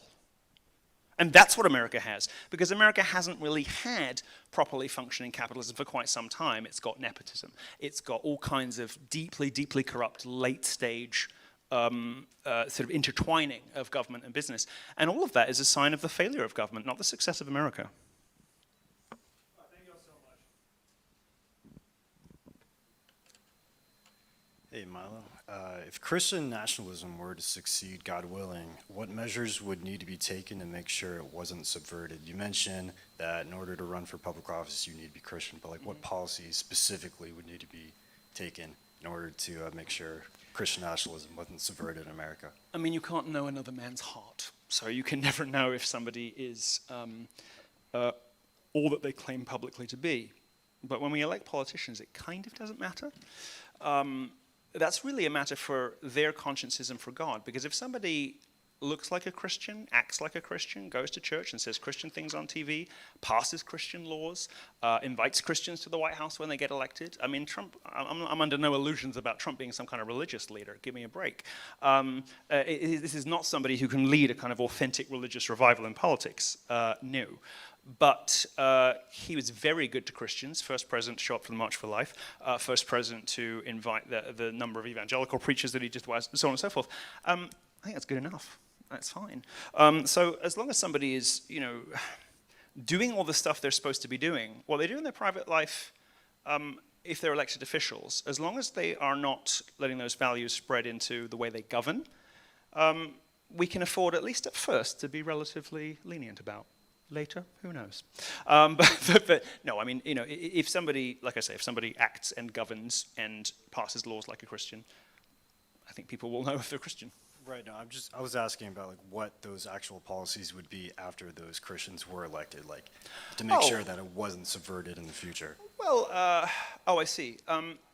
Well, so it works relatively well in Europe when you have an established church, right? So the head of state is also the head of, whatever heretical sect of Christianity you're under. But no, I mean, so America kind of spiraled out of control in about 300 years, but most of these European countries were stable for 1,000, 2,000. It worked pretty well when you have an established church, so that government does things in the name of the monarch and in the name of God, right? So. I know that this is a sort of a slightly alien concept in this country by design, but things kind of work better when people are reminded, as my friend acknowledged, that there's something greater than themselves. And those public rituals, whether it's royal weddings or the fact that everything important that happens in a nation's life happens in a church, it sort of has an effect on the country. has a really powerful effect on change for change's sake. People are much less likely to do stuff like that. And if you look at, sort of where the great dramas happen of particular countries, America, it's the courtroom, right? We come to know ourselves in America through court cases. We don't talk about abortion, we talk about Roe v. Wade. The way that we know there's a problem with black America is the OJ trial, right? That's when white America realizes, oh, we have a problem here. America's kind of forum for national dramas is legalistic, it's in the courtroom. And that's because it's wrenched down from heaven, and it's wrenched down from the monarch, and it's wrenched down from anything ineffable, anything untouchable, anything aspirational. It's much more easily corrupted. So I think reestablishing the church as making America's official national religion and language and culture to be Western European Christian, it seems to have worked quite well for Europe. And I don't know if you can really ask of any civilization that lasts more than 2,000 years. Real quick question. Would you outlaw usury in the United States? Personally, if I stumbled into Pennsylvania Avenue as president, it would probably be my first executive order. Thank you. Hello, Milo. When you were the champion of campus free speech in 2015-2016, I was a big fan, and I appreciate your work. And as a fellow convert to the Catholic Church, I was really encouraged to hear about your interest in the faith. But I have some genuine and serious concerns about some of your comments that you've stated today. There is a strong tradition in the church of teaching dating back centuries that culminated in the Second Vatican Council in the document Humani Dignitatis, that squarely condemns some of the things that you attribute to this vision of Christian nationalism as heresy. Could you, and I'll closely paraphrase because I don't have photographic memory, so this infallible ecumenical council stated that in its document proclaiming proclaiming religious freedom, that the truth can only proceed or succeed by the merits of its own truth and not by coercion. So could you comment on these teachings? Absolutely. And look, absolutely. And nobody's suggesting that we're going to be instituting a Gestapo or anything like that, because that's an Enlightenment atheistic kind of thing. It's entirely, as you will know, necessary for our salvation that we have the freedom to choose the wrong thing as much as we have the freedom to choose the right thing. But that doesn't mean that in Christian countries there aren't incentives in the tax system, laws against certain things. Though we must for our salvation have the freedom to choose the right over the wrong, that doesn't mean that in a Christian country that murder should be legal. It doesn't mean that abortion should be legal. We must have laws and rules in order to have a functioning society that exist as much to circumscribe the proper behavior of those citizens as it does to, ideally safeguard their souls. So no, I completely agree with you that people must have as much freedom as is practicably possible, but the Catholic Church is a very prescriptive religion that requires a lot from people, and the rules that it lays down for followers aren't optional. And in those countries that have had explicitly Catholic governments and monarchs in the past, that attitude has tended to proliferate out into lawmaking. So I agree with you on coercion to a point. I don't think we should be frog marching people to church or we shoot them. No one's ever suggested that. But we should make more things illegal that aren't illegal right now. Destiny kind of mentioned this earlier, but I wanted to get some more expansion on it. With the effects of globalization and our culture, particularly religiously, a part of America's identity is kind of being this melting pot of the world. How would we realistically impose religion nationwide without cutting off the American people from the rest of the world? Present day, how it is, we're so interconnected, and how is it plausible to cut us off and mandate a religion when the rest of the world is working for toward a more diverse religious scene, and wouldn't doing this essentially kind of create a border between the US and the rest of the world?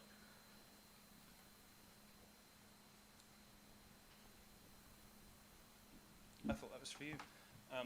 Wait, was that for him? Yeah. Yeah, okay, yeah, that's what I thought. I'm sorry. Well, I'll just give you an example. I would have to look up the reference, but I think about 10 years ago, the Chinese government dispatched a number of operatives to America to figure out, like, what is it that's made America so preeminently successful? Why are we now in this unipolar world where there's America and everything else, right? Because it can't just be this American exceptionalism thing. Obviously, they didn't believe that. They turned their nose up at that. They said, well, what is it? Let's get to the bottom of this. And the guy came back, the lead researcher that the CCP dispatched, came back with an interesting answer. It was Christian heritage. The guy ended up converting to Christianity. He said, the thing that makes America successful is precisely that heritage against which it's constantly kind of bucking, that it's always sort of fighting against. And it's that tension within the limits as sort of proscribed by the founding documents that has made America so successful. It's freedom arising from order. It's creativity arising within clearly defined limits. What's happened since then is that those limits have been taken away, both for private corporations, so they can do appalling things to people and abuse and addict us to various things, and obviously culturally as well. There are things on television that should not be on television. I mean, it should be a felony to glorify gang violence. It should be a felony to glorify prostitution, fucking obviously. It's obvious that that's the case. And America used to have all this stuff. It used to have codes for comic books. It used to have codes for Hollywood up until 50s and the 60s. And that's when everything went wrong, when those codes went away. So it's precisely that tension, that creative tension between the box.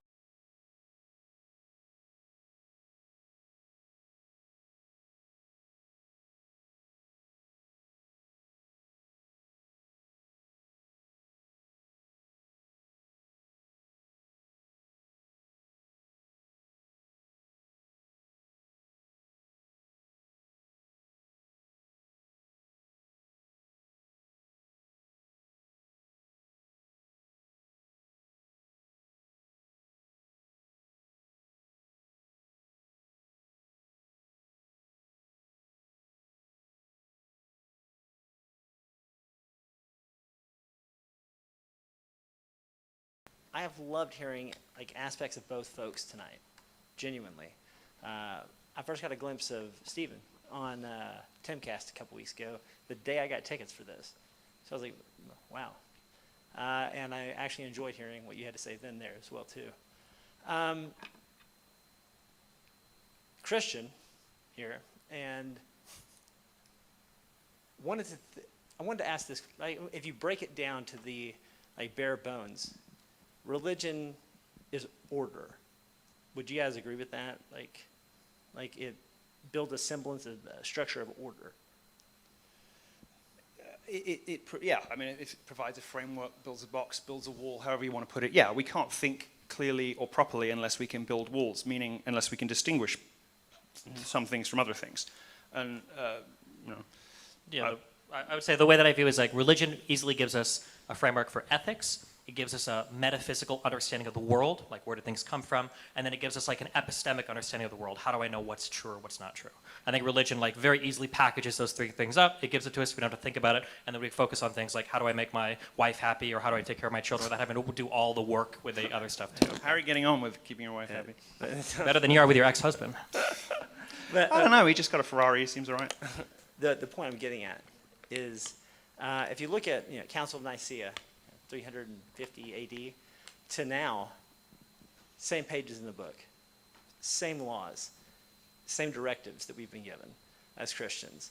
But if you look more, and to a point that I love that you brought up this tonight, was that Christianity, organized religion, has gone down in the last 20 years, 30%, and you see this rise of leftism.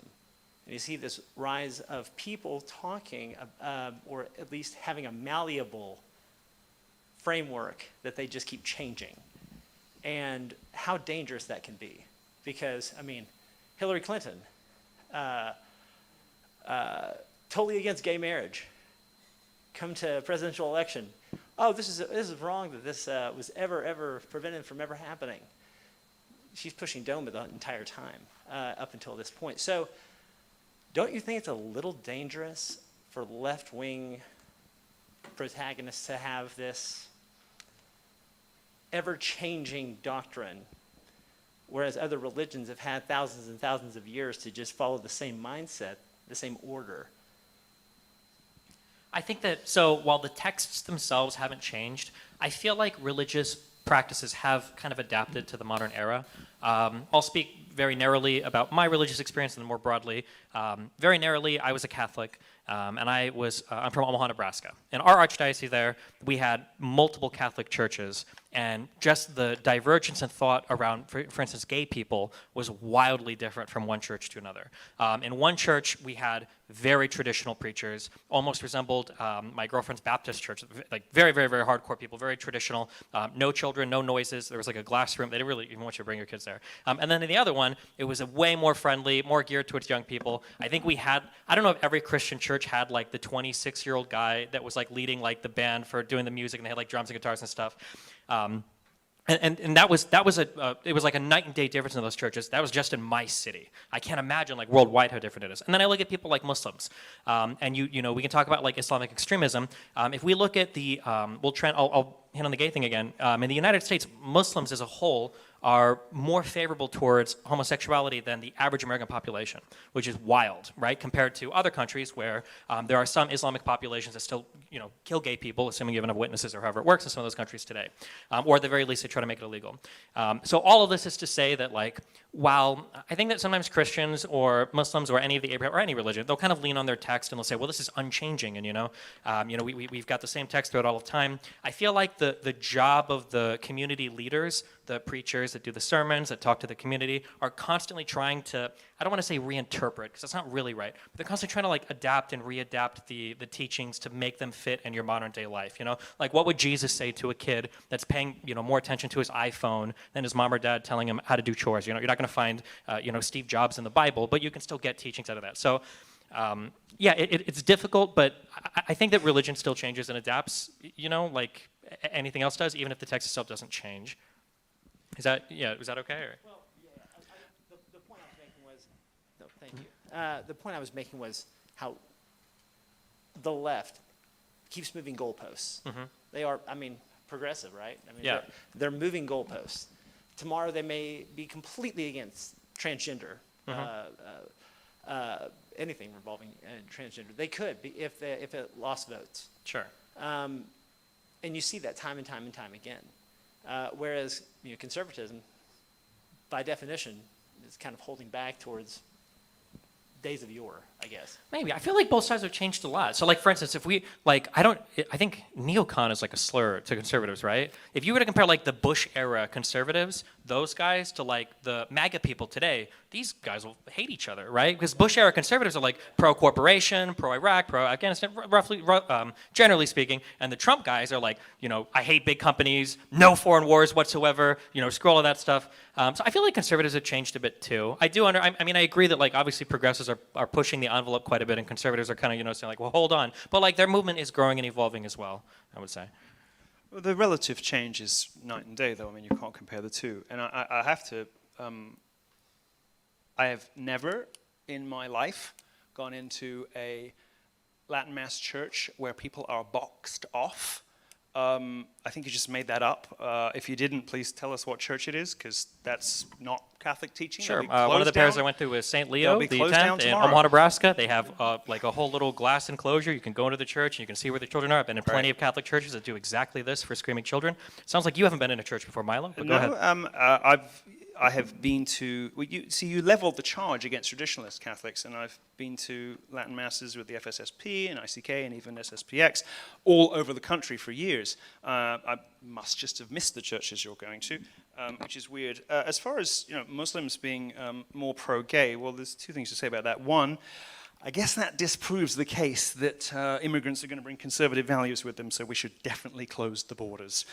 Because if the Muslims are coming in pro-gay and the Hispanics are coming in equally wobbly, there's no conservative social case for abortion. Close the borders, done. So that's helpful to know. But also, there's no contiguous landmass with any Muslim country here. Muslims who come to America are by definition wealthy, international, globalized, and seeking Western values and seeking to live in America. It's hardly surprising that the people who leave the Muslim world to come to America might be more in favor of progressive values, because that's precisely what they're leaving.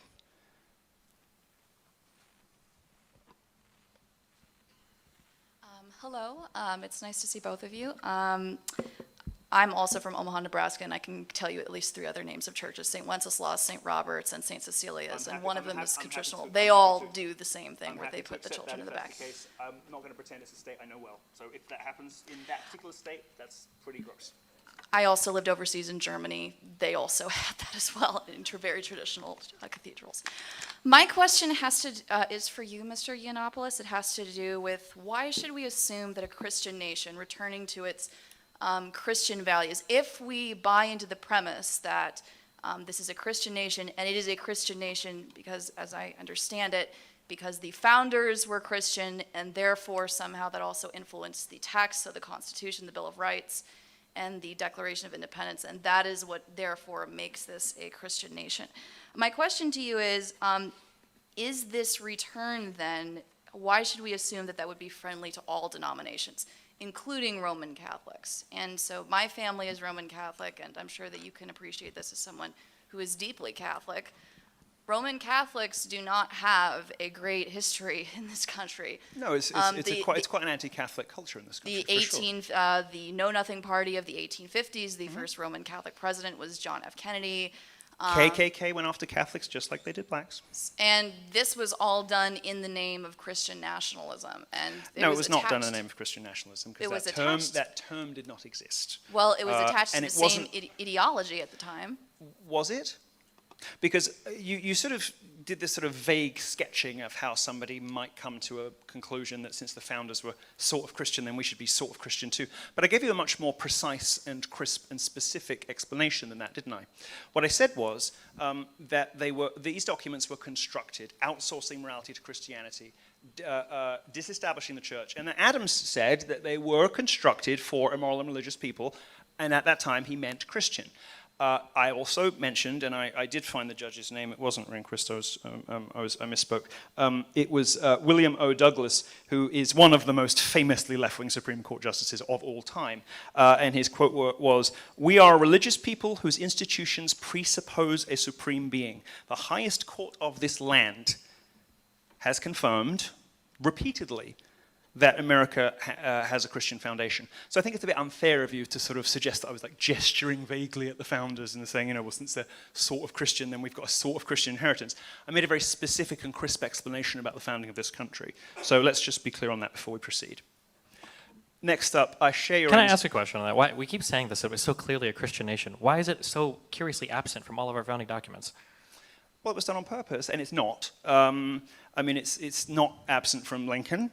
It's not absent from our Constitution, the thing that enshrines what the government is and does. And you know perfectly well it's absent from those on purpose, because the state, there is a separation of a technical, legal, and institutional separation of church and state in this country. But that does not mean that the founders were indifferent to whether or not people would be Christian. And indeed, they said the opposite. They said that they were making a country for a moral and religious people, by which they meant Christian. So the words of those documents were written very carefully and mostly to avoid Protestant infighting, because of the different regions in America that were establishing themselves at the time. That's most of the reason. And those documents that do omit God for a very particular and specific reason. But God is woven into the culture of the country, whether it is, the Pledge of Allegiance or whatever else, and you can see it. You can see that tenor and texture and culture everywhere. In some specific documents, it is absent for the reasons that I've said, but you know perfectly well, and as I've tried to explain briefly this evening, this was this country was created on the understanding that. And that's the bit that's crumbling now, right? It's the on the understanding bit that's crumbling. And without that, the founders themselves said that the center cannot hold, and it isn't holding. And so that's the answer to you. And then I want to finish, I think the lady had a question for me, which I don't remember because I got interrupted. What was the second half of it? I apologize. No, it wasn't you, it was him. Well, my question was, why should we assume that this new movement of Christian nationalism would be inclusive of all denominations? You mentioned, for instance, Pentecostal, Methodists, not a true Christian because they're not listening to the Gospels. Which Right. Gospels, which interpretation of the Gospels? Different churches have Absolutely. different beliefs. We can't necessarily, and we shouldn't, and there's a long history of, different strands of Christianity battling it out. But there's also, I think, much more importantly, and more obviously and more persuasively, a tradition of countries that have an established state religion and what that does to the culture and how it impedes change for change's sake. And it seems to be a sacrifice worth making. Yeah, sure, I share your anxiety about Catholicism. America has imported Catholics now and again when it suited the country for the labor force, whether it's getting some Irish guys in, getting some Italians in. I mean, Catholics aren't ever entirely and completely at home on this soil. Yeah, I share that. That's fair. I think it's a fair question. I think you should push for harder answers. When people talk about wanting to exclude certain denominations or exclude certain religions from the country, I think you should push them on a solid answer for who particularly do you want to include or who particularly do you want to exclude. Not to draw the parallels, although the parallels write themselves. I think you can do similarly to people that are like white nationalists, right? When you've got people like Fuentes, who obviously has some Hispanic in him, right? Well, where do we draw the line at who's white enough for the country and who's not? And who's to say that once we've drawn one line, we're not going to look amongst ourselves and decide, well, we're going to draw this line even further. And I think it's a good question in regards to the Christian nationalist stuff too. I did a bit of reading for preparation for the debate, and it's actually insane how like undecided it is what Christian nationalism even means. Does that extend to people's ethnic backgrounds? Is Christianity going to become an ethnicity like Jewishness is just seen as an ethnicity? Are people wanting to include all Christians but give some more rights than others? Do people want to enshrine like Christian doctrine in law, like Sharia law? I have honestly no idea, and I don't feel like after listening to Milo ramble for an hour and a half, I have any more of an idea of what it is than when I came in here at the beginning of the night. No, I don't think anybody knows, but that's because nobody used this expression more than 2 years ago. That's sort of what we're here to thrash out and talk about. And there's no person, unlike some movements. I mean, America First is kind of, Trump basically owns that and gets to decide what that means. Nobody has sort of stepped up and to the mantle of, I'm the Christian nationalism guy. There isn't one. So, Andrew Torber from Gab wrote a book, and Nick Fuentes talked about it briefly, and various other people have used it. Marjorie's used it and all the rest of it. But there isn't kind of a Christian nationalism guy. So I don't think it's concretely defined. But I'm not here to defend a nebulous political philosophy. I'm here to suggest that America might do better if, in the commonly understood sort of bucket of Christianity, and people make jokes and they say, oh, there are millions of Protestant denominations. When you actually look at it, like 99% of people fall into one of these 7 big buckets. I think it's reasonable to say, well, if you're in one of those buckets, you're a Christian. That's fine for now. It would be better if this country returned to an understanding of that moral underpinning that was a little bit closer to the people who came up with it in the first place. And that's all I'm here to do. I will push you one more time, Mr. Yiannopoulos, and I'll make it more specific. So specifically the question of abortion. That's a great example of how different denominations disagree very fiercely on that question. Do you know how would, for instance, a return to a move to Christian nationalism resolve that? I don't think there's any plausible Christian future for this country in which any sort of abortion is permitted. Under any circumstances. And this is one of the countries in the world that's got a very creditable record when it comes to ferocious pro-life advocacy. And it will be reassuring to you as a Catholic I think probably to hear that I don't really see any way of this proceeding except under uncompromising pro-life banner. But these are all open questions. I'm not pretending to be a encyclopedia on Christian nationalism because there isn't one. It's something that somebody just invented. But I definitely will stand here and defend Christ as the essential moral underpinning of our civilization. And there are people who worship him in various ways, and there are people who have fallen into various different kinds of Christian denomination, but I think brothers in Christ is a reasonably well understood expression, and I think a fair one, and that's good enough for me for now. Well, before I will say one more thing, and then I promise I will hand the microphone back to you. Part of the reason why I'm asking is because my family history as a Catholic is as an Irish Catholic. My grandparents were involved with the Irish Republican Army at the time.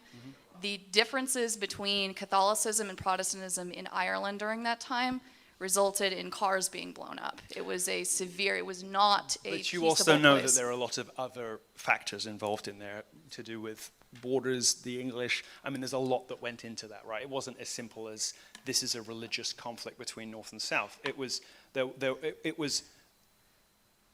think it's most accurate to say that it was a kind of small civil war with heavy religious overtones, or tempered, flavored, informed by religion, but this was not straight religious conflicts. It's just not true to say that. You know that. I do not know that. It was such a deep conflict that my grandfather couldn't take a civil service exam in like the early 1900s. And I will leave you with that. I apologize for eating so much time. No, you've been the most thoughtful questioner so far. You have no apology to make. My question's for Milo. From Christian to Christian, I just want to let you know that there are a few things that I disagree with you tonight. Probably the biggest question I have I'm a bit puzzled at Christian nationalism itself. It seems like an oxymoron to me. And from theologian to theologian, because I assume that as a Christian, your beliefs stem from your theology. I wanted to ask you a theological question. I will do my best. I've never described myself as a theologian, but I'll do my best. All right. I wanted to ask you, how would you respond to the themes of Jesus resisting any type of political or physical authority here on earth? For instance, in John 18, when Pilate was questioning Jesus about his own nation handing him over to be crucified, Jesus said that his kingdom was not of this world. Also, another example would just be Jesus healing the Roman soldier who decided to hit him, right? So how do you know that you aren't wanting Jesus to become the political Messiah that the Jews expected them to free them from Rome, the very same Jesus that refused to take on that role? Well, I'm a Catholic, so I'm quite comfortable with earthly spiritual authority. And Jesus didn't leave us a Bible, he left us a church in the form of the apostles, whose descendants that we call now bishops have continued his teaching to the present day. And that institution has become very wealthy, very complicated, very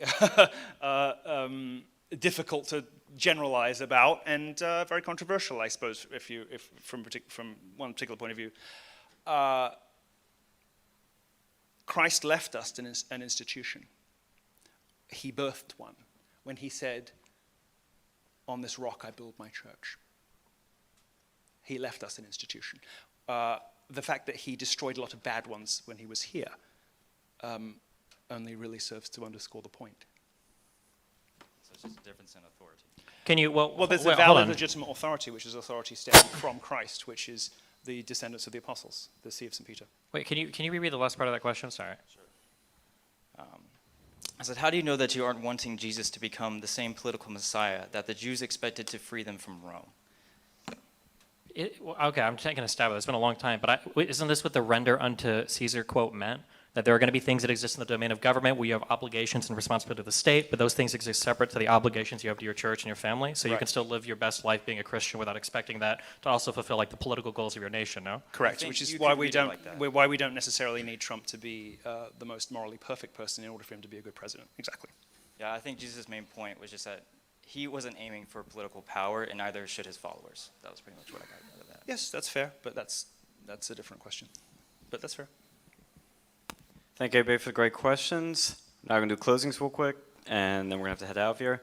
Milo, you have 5 minutes, then Stephen, you have 5 minutes. I seem to have got away with saying that I wasn't especially pro-Second Amendment in Tennessee, so I'm just going to take the win on that one. And simply tell you that I moved here with all of the usual assumptions about America.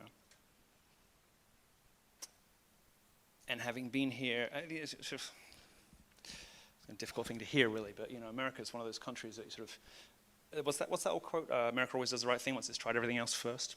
And America seems to kind of regularly need these outside observers to tell it about itself, whether it's de Tocqueville or whatever. It's not very good at self-reflection. So all I can do is offer you what I've seen, and that is that the gap between the way America describes itself and the reality here is so enormous and so gigantic and so suicidally large, actually. The way that since the 1950s and 60s, this country has diverged from its founding objectives, from its founding morality, is terrifying. And the rest of the world needs you guys to be in good shape, to be in good fighting shape, and to get it together.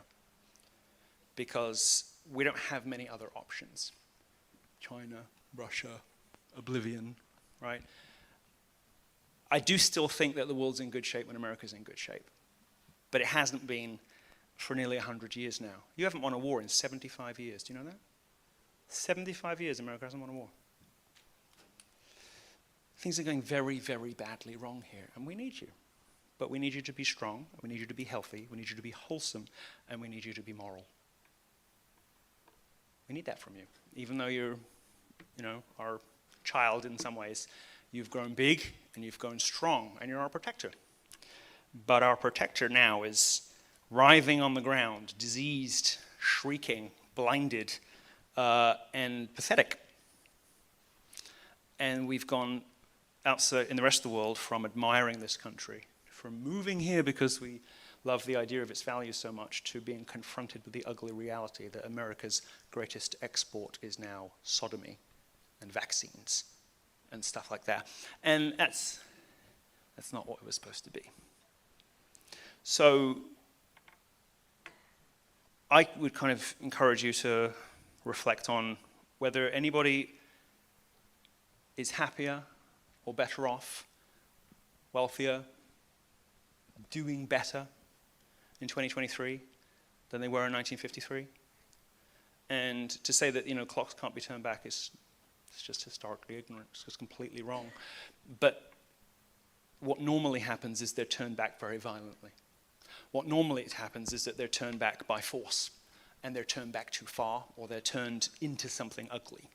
And that has happened again and again and again. And the window for America to save itself is closing. It's very narrow. Maybe a generation. Maybe it's too late. But you owe it to yourselves and to the rest of us to try. And if you want to make America the best it can be, if you want to be a good athlete, you got to train. If you want to be a good writer, you have to read and write.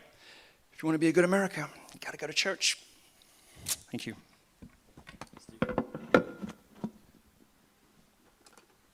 I hate you, Sean. This conversation was definitely something different than what I was expecting. Actually, you know what? No, it was exactly what I was expecting. I feel like Milo is kind of the perfect showman for the Christian nationalist movement. A lot of bravado, a lot of theatrics, a lot of 1 HP voicing, but no actual actionable material anywhere, no concrete ideology to stand on, no policy positions to recommend, not even like a clear or even a vague outline of what it is he even stands for. Maybe I just wasn't paying attention because I was watching Subway Surfers on my phone for half this debate. I don't know if anybody else in here feels like they came away with a better understanding of what Christian nationalism is than before they came in. But yeah. Something that I get very frustrated about when I talk about politics, the reason why I do these conversations, the reason why I talk to people who are as far away from me as people like Milo can be, is because I think it's important to cut through a lot of the bullshit that a lot of people preach when they're trying to turn people over to their new political movements. I think that we have very real problems today, and I don't think we ever have a chance to discuss them when we're talking about how much better life would have been in the 1200s or in the 1950s. We're not getting rid of cell phones. We're not putting women back in the kitchen. We're not getting rid of birth control. The internet's not going anywhere. We're not locking down our borders. We live in a world today that is as much different from 1980 as 1980 was from the 1200s that, Milo's so obsessed with. And I think that we need better conversations with people, better policies that we can advocate for, better things that we can talk about to move our people forward, rather than having people endlessly fracture and atomize themselves in these silly little political movements that people can't even adequately define. So if you come away from here tonight, I hope that when you talk to your friends about things related to this, if you want to talk about church, talk about a church you want to go to, talk about actions that you do. The cool things about my church is that every Saturday or every Sunday or whenever you went to Mass, you got to meet a group of people, you got to socialize, you got to have a community. Sometimes you would do community events, and you would just have like basically communities that you would develop around that you would do things with every week, because socializing with each other is really important. I think this is one of the things that we miss the most today, especially when we spend all of our time in front of our phones and our computers. I hope that people continue to find things in their life to build upon. Maybe in future conversations we can, or not we, but me and somebody else can talk about the different things that you can do to build upon that. And I hope you guys don't get lost down these really weird niche micro ideologies that offer you, the universe and talk about absolutely nothing. Thank you guys. Let's all give one big final round of applause for our debaters.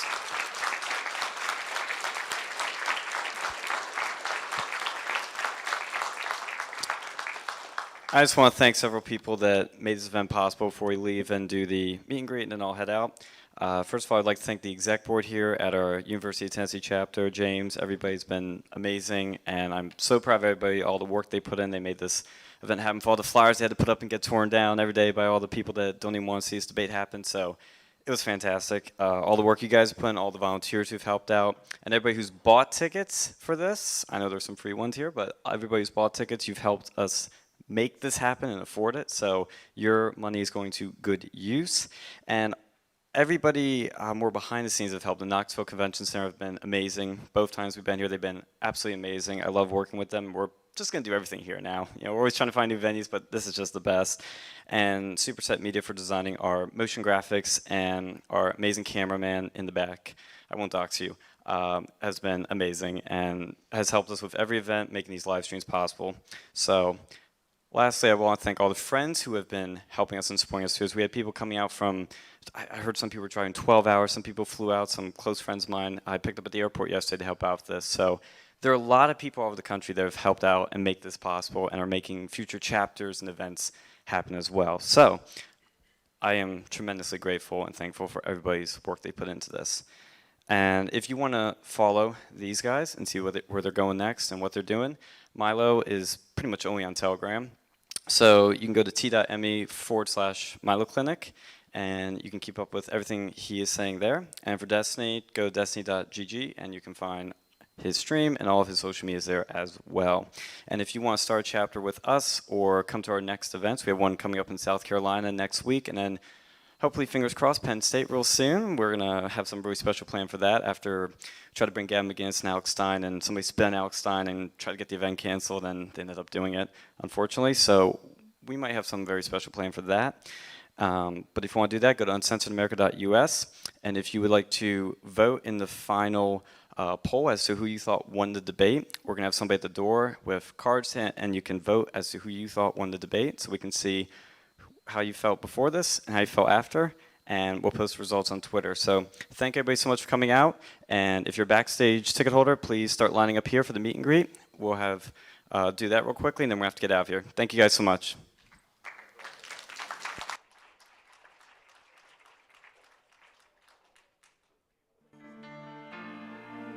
It's the thrill of one more kill, the last one to fall.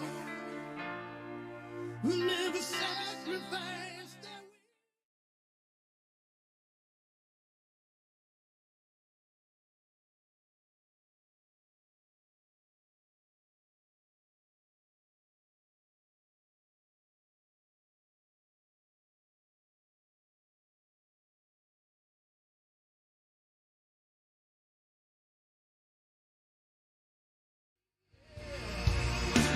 It's all for the taking.